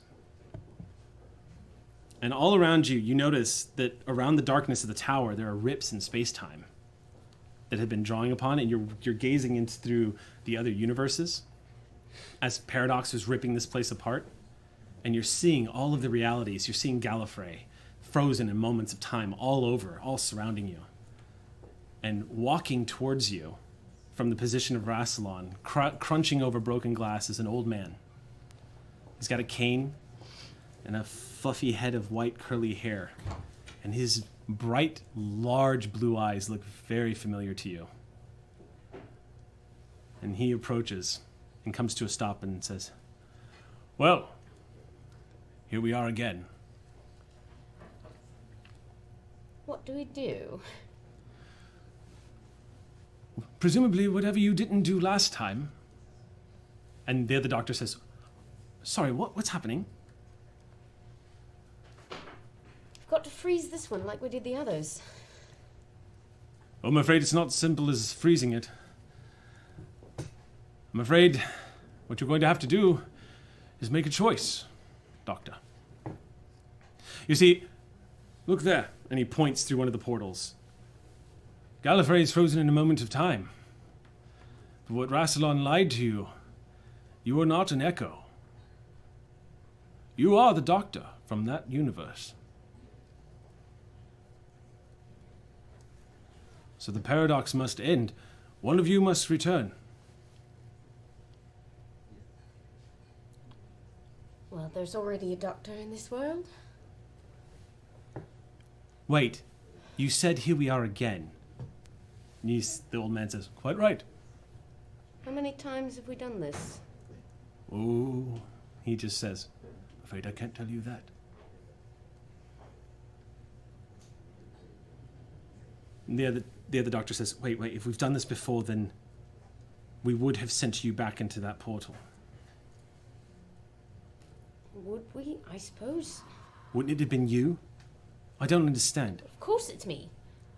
But she's who I regenerate into when you came into this universe. Right.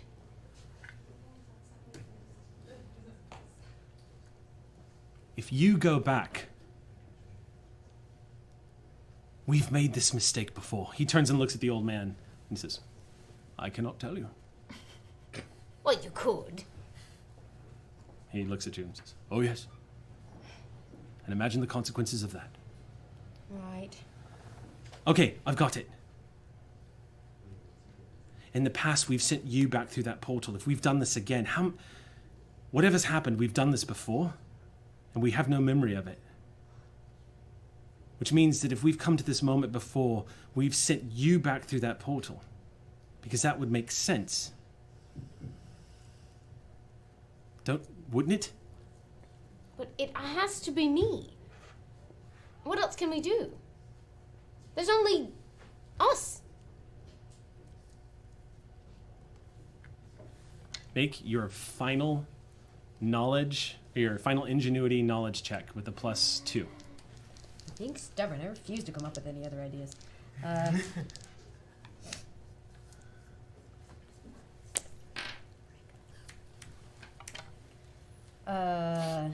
24. If it's you, the paradox begins again. Yeah. Because you are an actualization of the paradox. It has to be the other one. Because 10 has to be the one in that universe that continues the timeline. And you're 11 in this universe. And it looks like, as you have the realization, it comes to him and he goes, "It's got to be me." But we just got you back. I feel a bit bad about all of this. Well, saving the universe, you know. Get some brownie points for that, right? You have to do it now. Time is up. I tussle his hair. He just looks at it and goes, "Good luck, Doctor." Good luck, Doctor. And he turns and looks at the portal, the rip in space-time where Gallifrey is frozen, and he begins to walk towards it, and you watch him fade. And the old man watches him go and says, "Well, it's about time. Time to return where I came from." And where is that exactly? Oh. You know, Doctor, this universe is going to right itself, and so everything that you did will have never been. Does it have to be? That is the way of things. But there's a saying. Every story ever told really happened. And stories are where memories go when they are forgotten. And he looks at you and he says, but you know what I think? I think if you tell a story, sometimes that story could become a memory.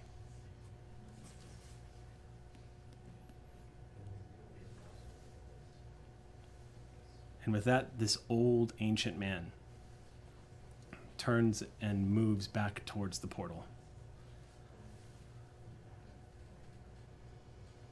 And you watch as time begins to start again. And suddenly it starts up and you are enveloped. Once there was a doctor.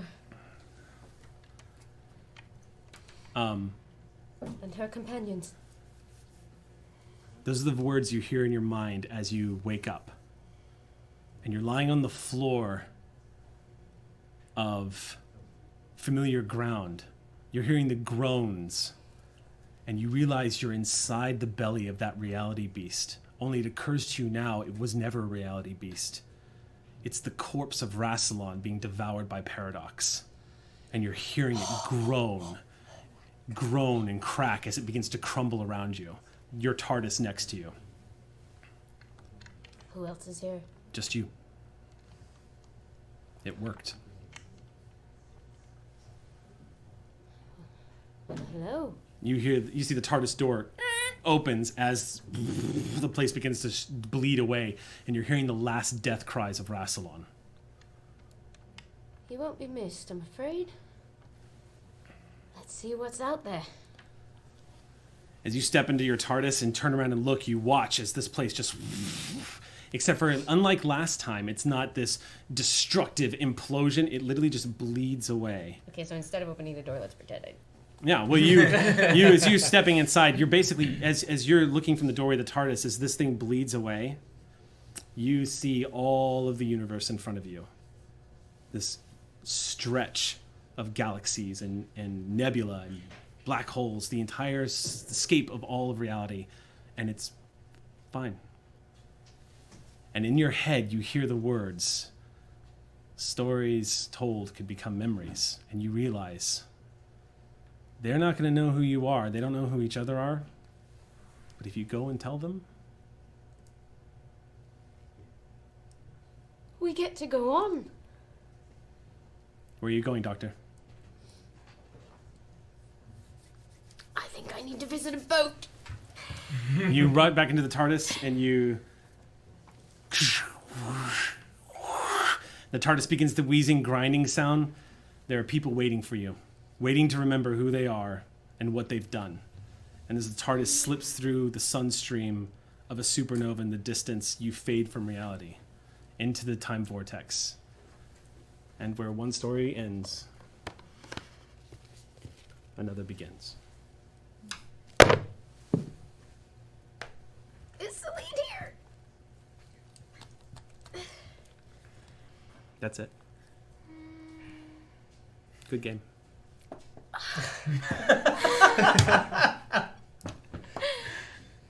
Very stoic of you. Well, I need a drink. Oh, God. Can I ask a question? Ask your question. What do you want to know? Seeps got time locked with my mom, right? Seeps is fine. No, that's not the question. Seeps is time locked with my mom, right? So Zeeps would have forgotten everything when you left him. Yes. And your mother took him in. Okay. Because he was a lonely boy who didn't know what he was doing there. Yeah. And then all of reality shifted back to the way it was. Yeah. So now the doctor has gone to recover all of you. Yeah. And in so doing will bring back the memories of everything that happened because the doctor... Sorry about the pain parts. The doctor will have remembered everything. So one by one, she goes to all of you and is going to tell you. Including Zeeps, I'm sure. Yep. Yeah. What about Cillian? Cillian's, same thing. There's a Cillian here? There's a Cillian. Alright. I'd also like to point out that Velig is also waiting to be told his story. Velig is waiting to be told his story. He's out there. When What are am we? I going to explain to you? Well, in theory, depending on when is this? It's a whole new universe now. I mean, like, what was the break point? The break point? Yeah, what was the point of divergence? Was it the moment? It was the moment. So I'm right now pretending to be a human somewhere in the universe right now, very far from the Time Lord. There's a fake Time Lord that you know the face of. Yana. I'm hitting on someone in a bar. Yeah. We have to wrap up. Yeah. We have to wrap up the game, but that is how our story ends. All is lost and yet restored. And I honestly, at this point, with the amount of story points we're spending, I'll let you all decide how your characters. But the universe has been right, and the Doctor's coming for you. We have to wrap this up now, guys. Eric? I don't know what to say, but thank you. Bravo. Well done. Thank you. I'm sorry if it felt a little rushed there at the end, but I feel like y'all did. I mean, considering the amount of story points y'all burned, holy shit.